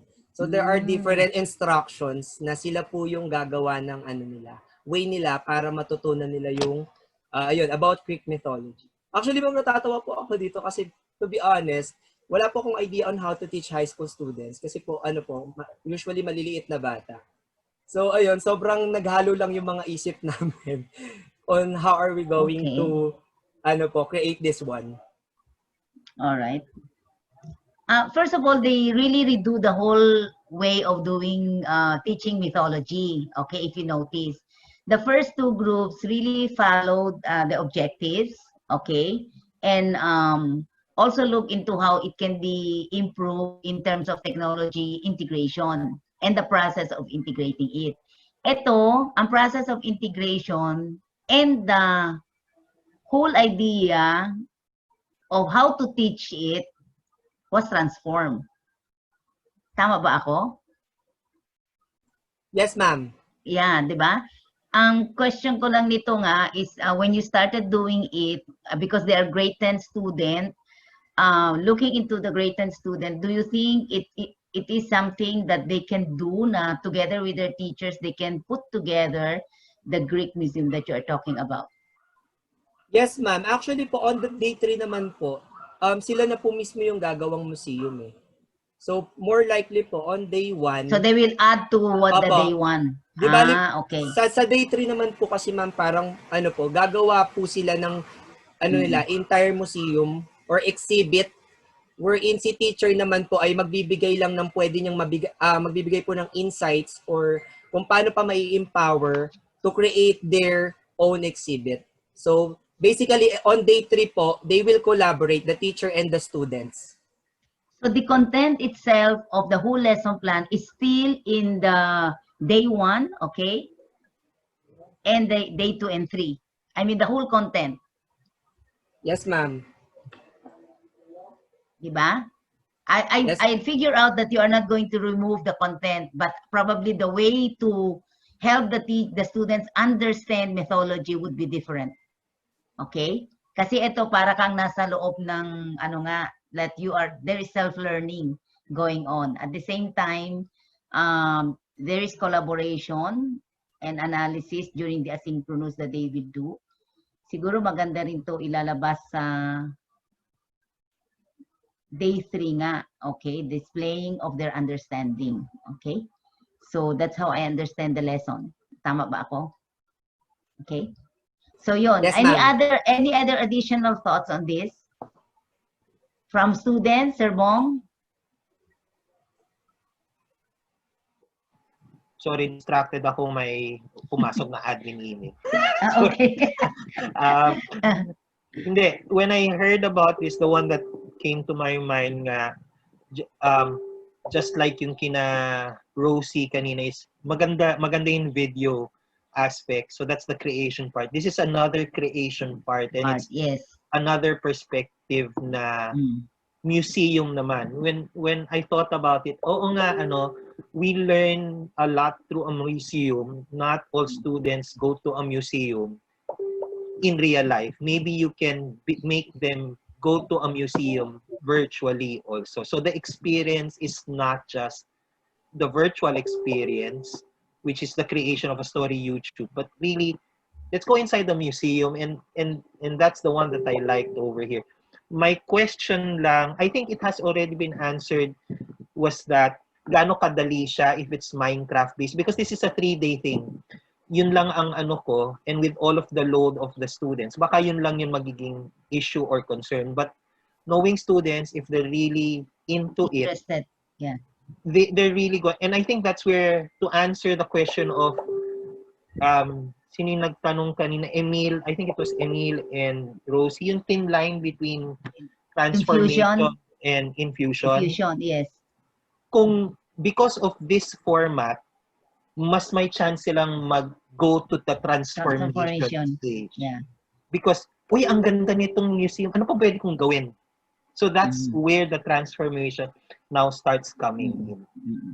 The moment they think that way, then it's a transformation. So that's my part. Yeah. When you look at online learning, it has changed drastically in terms of how teachers can do things right now, yeah? Because before, when we look at online learning, we said, paano ba to? What will be asynchronous and desynchronous and all these things, how will it happen? But then, like, when you look at this, it means a lot of work for the teacher. Okay, when you look at day 1, for example, the teachers really to prepare on this. But at the same time, you can involve the students because they're already in grade 10. And at the same time, if you give them advanced resources for them to look into, I think they can contribute a lot to how this virtual thing that you are thinking about will look like. And because we are looking into the transformation part as also very interesting part, then this is really probably a welcome treat for a lot of us who probably would like to try teaching not necessarily just mythology, but other historical points that we have, or even literature, okay, into something like this. Parang yung mga naisip ko yung sa Washington DC, yung mga different types of museo that they have. Mayroon silang science, mayroon silang aircraft and all these things, and students are so interested in that. Oo nga, baka ma-develop talaga yung interest and enhancement for learning of something that if you put books in the library in mythology, nobody borrows it. Diba? I just remembered my headmaster who told me na, why are you not including mythology books? Konti lang to mythology. Ako interesado ako magbasa. Oo nga, Father, sa'yo. Pero kung it is used just for reading, hindi masyado interesado ang mga bata. And then it took years for us to realize that in an online learning, you can do a lot of infusion and transformation into what is ordinarily not so interesting for our students. Okay, any more additional thoughts? Additional ideas or additional comments? Okay, so we'll go to the last group. Palakpakan natin tong group to virtually. Okay, so next, the last group. No choice, you will be the last group. Kami po ata yun, ma'am. Paula? Yes po. Though, okay. I don't think we assigned someone to report. So, whoever is... Kasi po nakita na namin yung countdown timer nung natapos na kami. So, anyway, baka po merong gustong mag-volunteer from my... Who are members of your group? Si Ma'am Do you remember? Ina, si Ma'am Cello, at saka si Ma'am Aiza po. You're all ladies? Yes po. Okay. The women's group. Meron ba? You can start, Paula, and then they can Okay. contribute. Okay. Okay.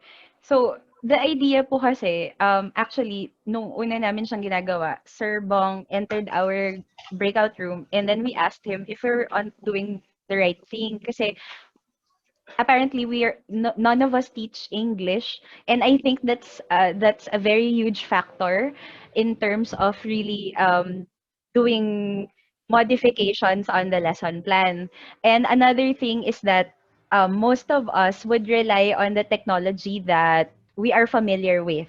So, if we're not familiar of a technology, most probably hindi namin yun gagamitin, or we will just replace it with something that we're more familiar with. So, we looked at it in a sense na 3 days lang yung timeline nung lesson.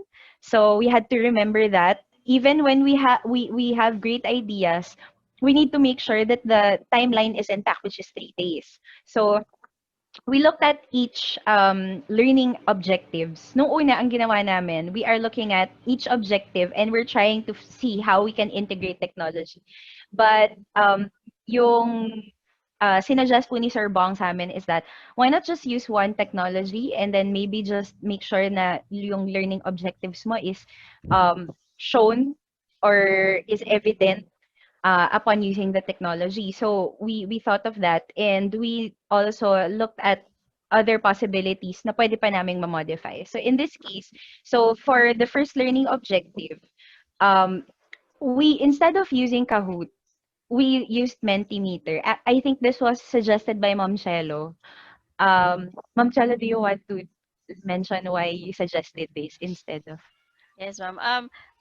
Because by experience po, masyado nang sikat si Kahoot. So, yung ibang students po nagsasawa na rin using Kahoot. So, parang halos lahat ng teachers Kahoot, Kahoot, Kahoot. So, I thought of having Mentimeter. So, in Mentimeter po kasi marami siyang pwedeng gawin dun po sa app na yon. And then at the same time po, since it is for the recall, yung first learning objective po is to recall the gods. So I thought of having parang a poll wherein we would be showing pictures of the different gods, and then there are choices kung sino po yung kung ano po yung pipiliin nila, and kung mas marami po yung makapili dun sa tamang sagot, so most probably we could say na they still remember what we had last meeting or with the past lesson. So I suggested to have the Mentimeter for that. So yun po, para yung hindi siya masyadong parang doing the recall, we also engage them in a way na naglalaro lang po. So hindi siya masyadong seryoso. So yun po. So, and aside from that, based from experience din po kasi si Mentimeter, mas maganda yung UI niya in terms of sa estudyante. Kasi kay Kahoot, you only see the options, the colored shapes, I think. Pero yung kay Mentimeter, you will be able to see the questions at the same time the options. So for me, mas madali siyang gamitin, and at the same time, a lot of students are already familiar with how Mentimeter is, since it's one of the alternatives of Kahoot. So, and since, yeah, tama po yung sinabi ni Ma'am Chelo, we are only measuring the recall. So, we need not to use a complex technology or a technology that might, that requires a learning curve. So, another thing po, so ginawa namin, yung learning objectives 2 to 4, tinuhog namin siya into one tech. And ang burden kasi nung tinitignan namin yung learning objective is that it needs to be truthful to number 1, mythology. Number 2, creative writing. So we wanted to have something, an outcome or an output of students that can stay true to that. So ang naisip namin is, since students nowadays are not really fond of text, or yung magsusulat lang sila and then they will read aloud or something like that. So we actually also had fun doing the comic strip. So yung naisip namin is that instead of writing what do you call this? Instead of writing a story, why not integrate visuals using comic strips? So, nilagyan na lang namin sila ng certain details in which they can follow. So, the students would have to make an 18 to 36 comic strip page. And ni-retain na rin po namin yung assignment ng Greek gods and goddesses and the scenarios, just as how it was mentioned in the lesson plan. However, actually there are a lot of websites that can do this, na mag-assign ka ng certain prompt na modern day, and at the same time, you also get to choose who the characters will be. Pero since maayos na po yung ni-recommend dun sa lesson plan, so we did not change that anymore. However, the one thing that we wanted to really emphasize then is that we included text narration. Kasi doon namin mami-measure ngayon yung creative writing process ng mga estudyante. It's not only how they created the comic strip or the overall look visually, but we also want to make sure that we stay true to the paano ba yun? Paano ba namin matitest yung creative writing process nila? So, of course, creative writing would usually have words since it's a story. So, we heavily included, or talagang in-emphasize namin, that they should have text narration within the comic strip. So, within the 18 to 36 comic strip.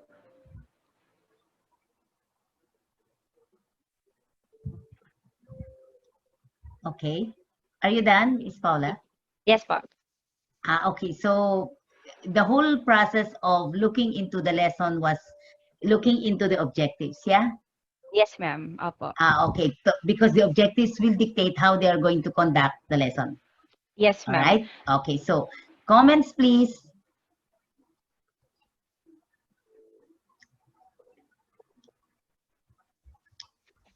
Any additional thoughts?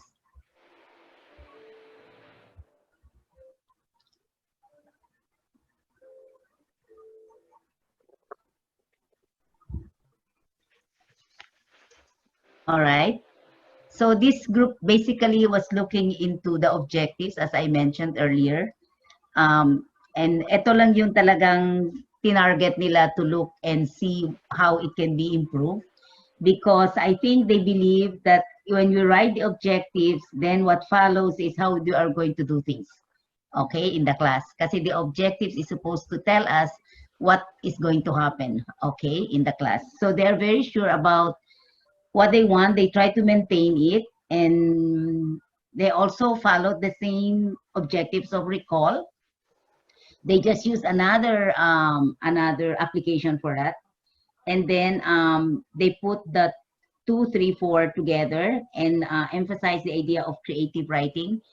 May English teacher ba sa inyo? Kasi itong exercise of creative writing dito sa methodology nito is, I think, as a result of an English subject. So they just try to integrate that part of the creative writing also into the lesson of methodology itself. So without supposed to be losing the sight of analyzing Greek gods to the context of Greek mythology and modern day context. So that is where they are focused. So this group decided that for this, they will do a comic strip, okay? And assign goddesses to the scenario. And they say here the comic strip should illustrate and tell the story of how the context of Greek mythology can be associated with modern day situation. So it should include narration based on the information gathered from research. How come you chose comic strip? Ma'am, I guess in our perspective, ako po, personally, not all students are fond of writing long stories, or at least even, stories that they're not familiar with. But if you're going to include, let's say, visuals, mas enjoyable kasi for them. And since there are a lot of sites, kasi nisip din po namin, what if it's a video? But we also have to take into consideration the timeline that we have. We only have 3 days, and video editing might take time.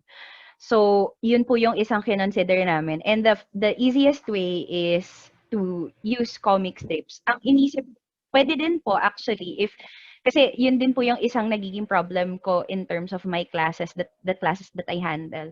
If you ask them to make a comic strip, some of the parents would actually ask, especially if, we handle younger students, they would ask, okay lang ba that it's instead of using your prescribed technology, would it be okay if my son or my daughter would draw and take a picture? So this way, I guess we can also have that option. So kaya po comic strip, kasi instead of having a very long process, comic strips have visuals, they can tell stories, and at the same time, solves the issue on masyadong mahaba yung process ng paggawa ng output. And it's Okay. collaborative din po. Okay. All right. Anything else you want to say? Sir Bong? Ideas ni Sir Bong. Ay, sir, nakamute po kayo. Sorry, nakamute nga. Palagi ko nakakalimutan yung mute. This one, I agree with Sina Paula. It's again a perspective na yung ibang mga estudyante, they're more, I think what we're looking at is what will encourage students to learn. And that's a good perspective. Just to share here at least in my department, nahihirapan talaga kami mag-motivate ng students, especially in this type of environment ngayon. It may be because of the workload, or it may be because the way we're teaching is the same way, although in a different medium. So this one and everyone else, to be honest, I applaud everyone, each and every one of you, of thinking of all of this, whether it's a comic strip, a video, or whatever. They are all innovative ideas. Okay? We just hope, and this idea of a comic strip nga, to be honest, my inspiration naman here nung sinabi nga nila yan ay si Neil Gaiman, who wrote Gods and American Gods. And he is a comic strip na nilulook up ng mga aspiring writers rin. So, if the teacher is just as, and it will also dating rin yung teacher, if the teacher is also just as wide knowledge and wide reading and more Renaissance-like, Renaissance man, madadala yung ibang subjects dito eh. So, for me, it is simple, but I think their inspiration and their rationale for using it is just as solid. It just shows that you don't need a very high-end type of technology to be able to also deliver the actual lesson, yes, lesson learning outcome. So this is a good example. Ang kailangan lang ngayon is the guidance of the teacher to make the story properly. So that's where the pedagogy now comes in. You just don't leave the tool to them. But it still works. It still works. Yeah. So I think the last group of the reporters of the last group, you don't have to think na, ay, ito lang ba yung magawa namin? Dalawa lang ang aming gagamitin tool. It's not the number of tools, okay? It is really how you are going to put that into the lesson, the process of integrating it, and how your students will learn from it, okay? And that's the reason why in this idea of integration, nandyan din talaga not just the pedagogy, not just the tool, not just the content, but the teacher itself talaga, di ba? The teacher and her pedagogy. Yan ang talaga ang importante natin. Because ang teacher, if you are somebody who always is excitable, kaya ang mga estudyante mo excitable din the whole day, okay? Yan ang nakikita namin sa grade school eh. Pag masyado excitable yung teacher, ganun din yung mga estudyante nila the whole day. The teachers can do something different from a teacher who is just like really the opposite, okay? Not so loud, not so, not always excitable, but still teaching the same way as the other teacher is teaching. So there could be the same topic, the same lesson, the same objectives taught differently. So here, this is a good example wherein a lesson that was given 3 years ago and appreciated by many, and then at the end of the day, bringing it 2 years after, and we see that 20 students can transform the whole lesson, okay, into something more interesting depending on how they think, what are their experiences, where they are coming from, and what they want the students to achieve. Pareho lang yung mga goals natin, iba-iba yung paraan paano natin ituturo to. No one is better than the other because we don't know yet how each students will perceive it. Okay, so siguro for us, there will be additional learning as we start doing day 1. Okay, and probably palitan natin to kasi parang kailangan natin iayos muna itong objective na to, number 1, something like that. So the teacher will be the main actor and actresses of the whole activity of teaching and learning, even in the, not only online, but using technology as well. You also notice that you can also use technology if you know what they are as well. That's why it's important that Sir Bong will come in next week with searching, like teaching you how to search, okay?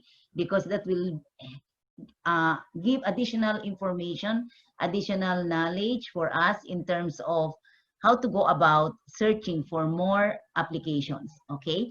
Because it is not just the tool itself, but how to choose the tool. So for example, if you say, ito lamang kasi ang alam ko, Kahoot lang at Mentimeter, so ito lang gagamitin ko. Pero mayroon palang other possibilities na pwede tayo magse-search to look into it, okay? And do not be afraid to put traditional tools into the teaching of even online learning. Again, there is no rule that says we are not going to include that. You can still put the traditional way of doing things to our students. Kasi mayroon din tayo mga traditional methodologies, traditional resources that I think can be useful in some of the lessons that we are teaching. Okay, so that way, today, I don't think Sir Bong will be able to teach yung searching, di ba? So we will leave that for next week. But I'll go back to my sharing. Sandali. All right, so we'll just...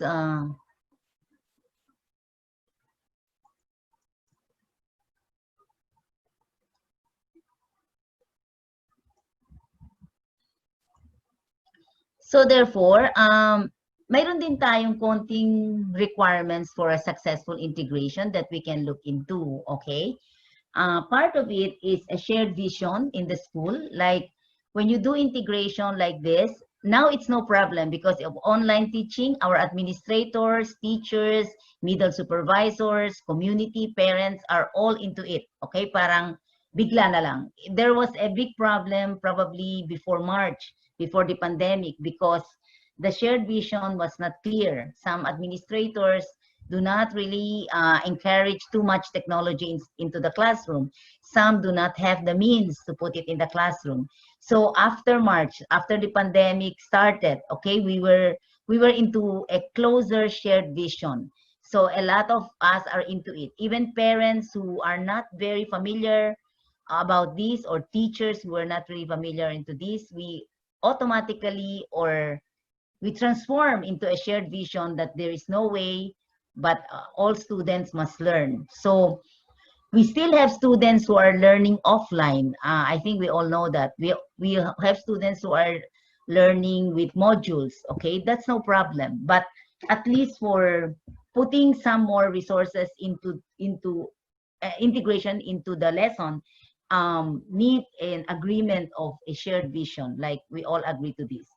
The next one is the empowered leaders, okay? Like we need leaders who are like us, like people who will agree with you, okay? It is so important to have that. So if you are a supervisor, please allow your teachers to work within what they can do, okay? Like for example, kanina parang kami din ni Sir paminsan, ay hindi natin naisip yan, pero wow, itong mga teachers naisip nila.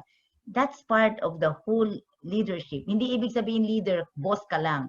You can be a leader in, you are empowered to think, you are empowered to do something else, to design, okay? So that is needed today for a successful integration, okay?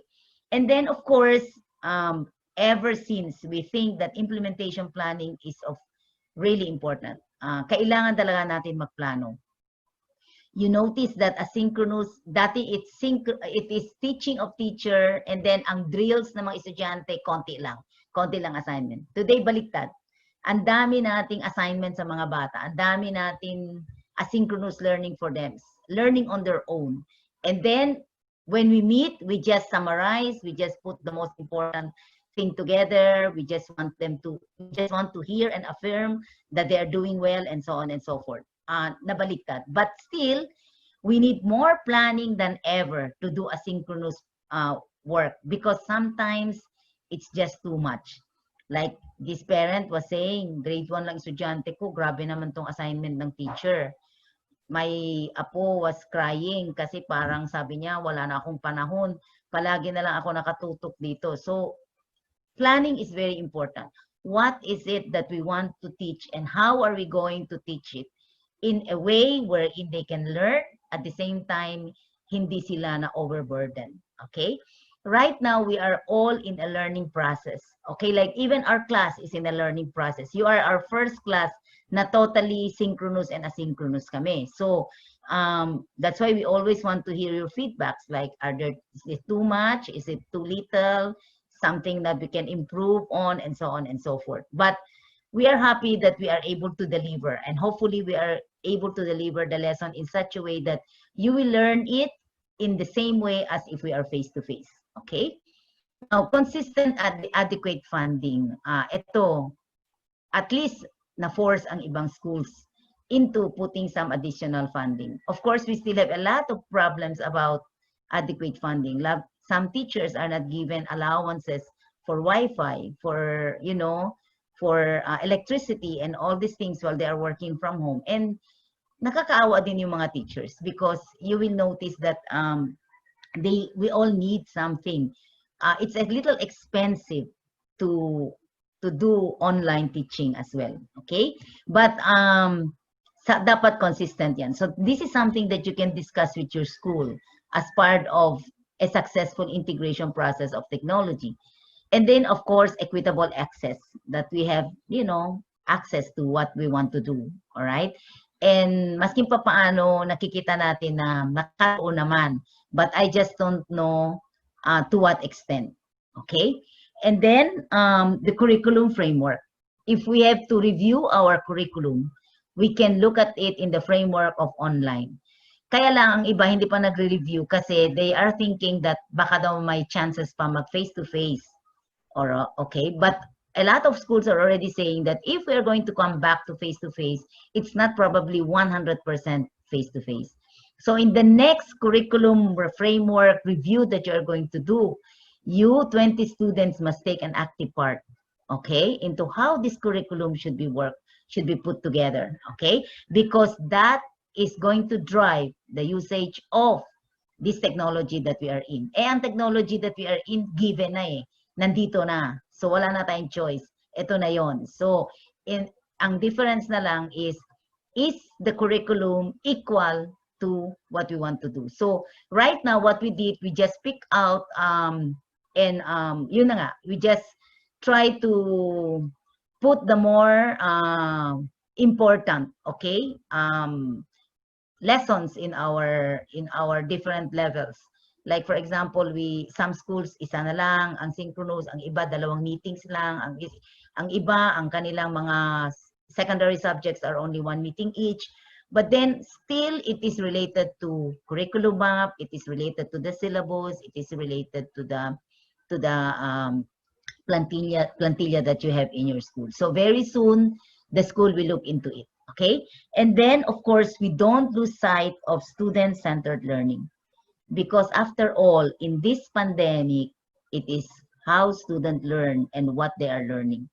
Hindi importante ang assessment. At this point, pinag-usapan yung assessment na yan. Kailangan ba ng assessment? Where is academic honesty? Blah, blah, etc. But the end of it all, the assessment is not as important as to how much your students have learned. That's why, for me, the consultation is more important. Okay?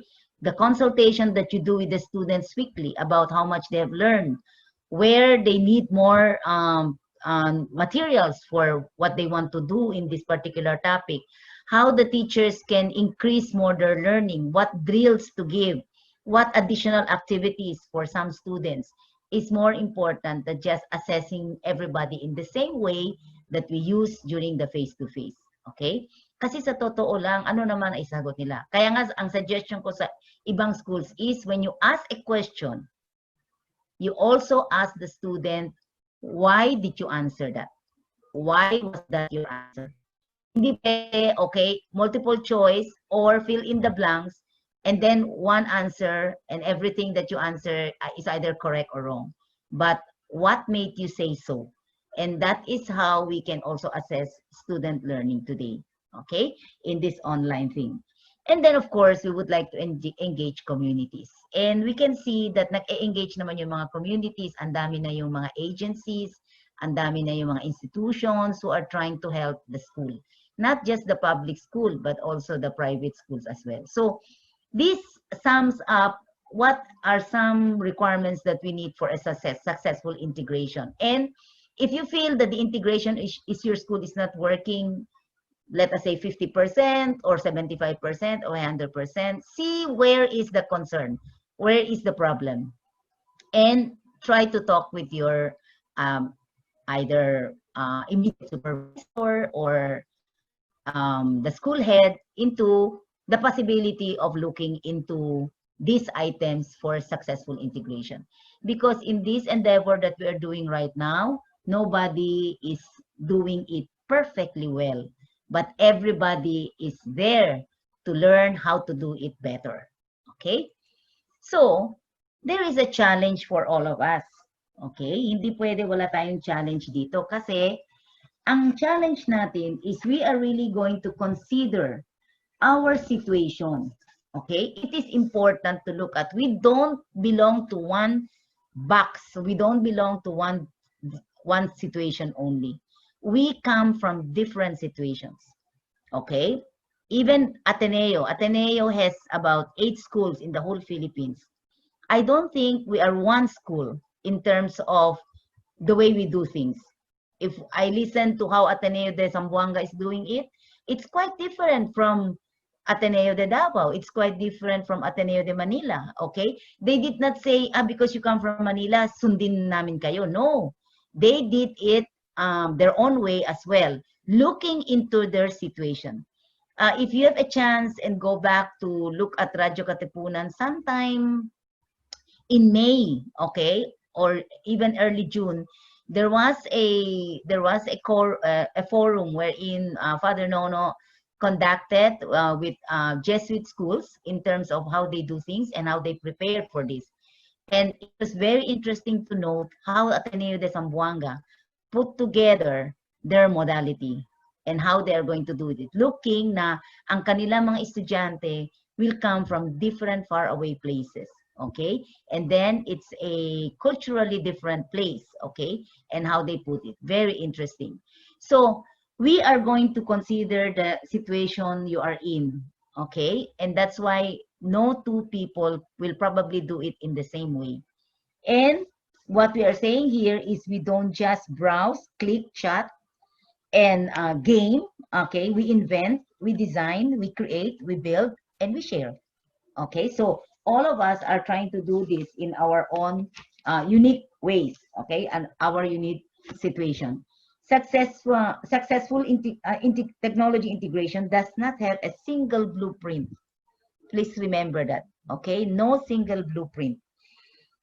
One major advantage of technology is that it gives students a greater sense of autonomy and allows them to take charge of their learning. However, that looks into your online classroom will largely depend on you, teacher, willingness to be a part of a shared vision that empowers students and our school community alike.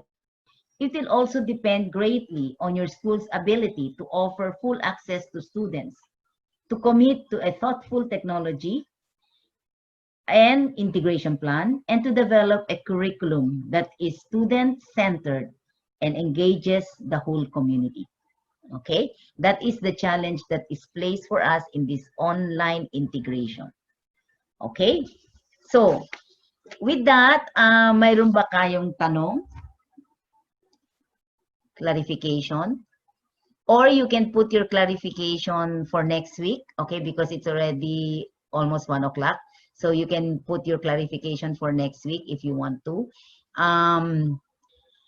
I just like you to preview that the lesson plan that you are going to make as part of a major requirement will be on almost the same, like write a lesson plan that has media or technology application in any of your subject areas. And you may also use an existing lesson that you have if you like to just improve on it. But the lesson plan should contain the basic components of a lesson plan, okay? And please remember that it's going to be a lesson that will be conducted during this online learning, okay? Okay, online learning siya, or at least blended, okay? If you don't like just online, blended learning pwede natin gawin, okay? So yun. So with that, this session will go next week, this lab work session. And for next week, in addition to that, we are going to look into research issues in media and technology application. So what are the issues that we can see? Read through some research done in media and technology applications in any material that you have. You can look into Journal of Educational Research. You can look at Educational Digest, Educational Leadership, Instructor magazines, or any other educational magazines that might talk about this research. Okay, you can also look into internet. You will see your module on research, module 4 on Wednesday. Okay, like all the modules that we have. So with that, we call it a day. Unless there is something that you cannot do right now without asking. Mayroon ba? I'm sure gutom na sila. Sir Bong, do you want anything else to say before we call it a day for them?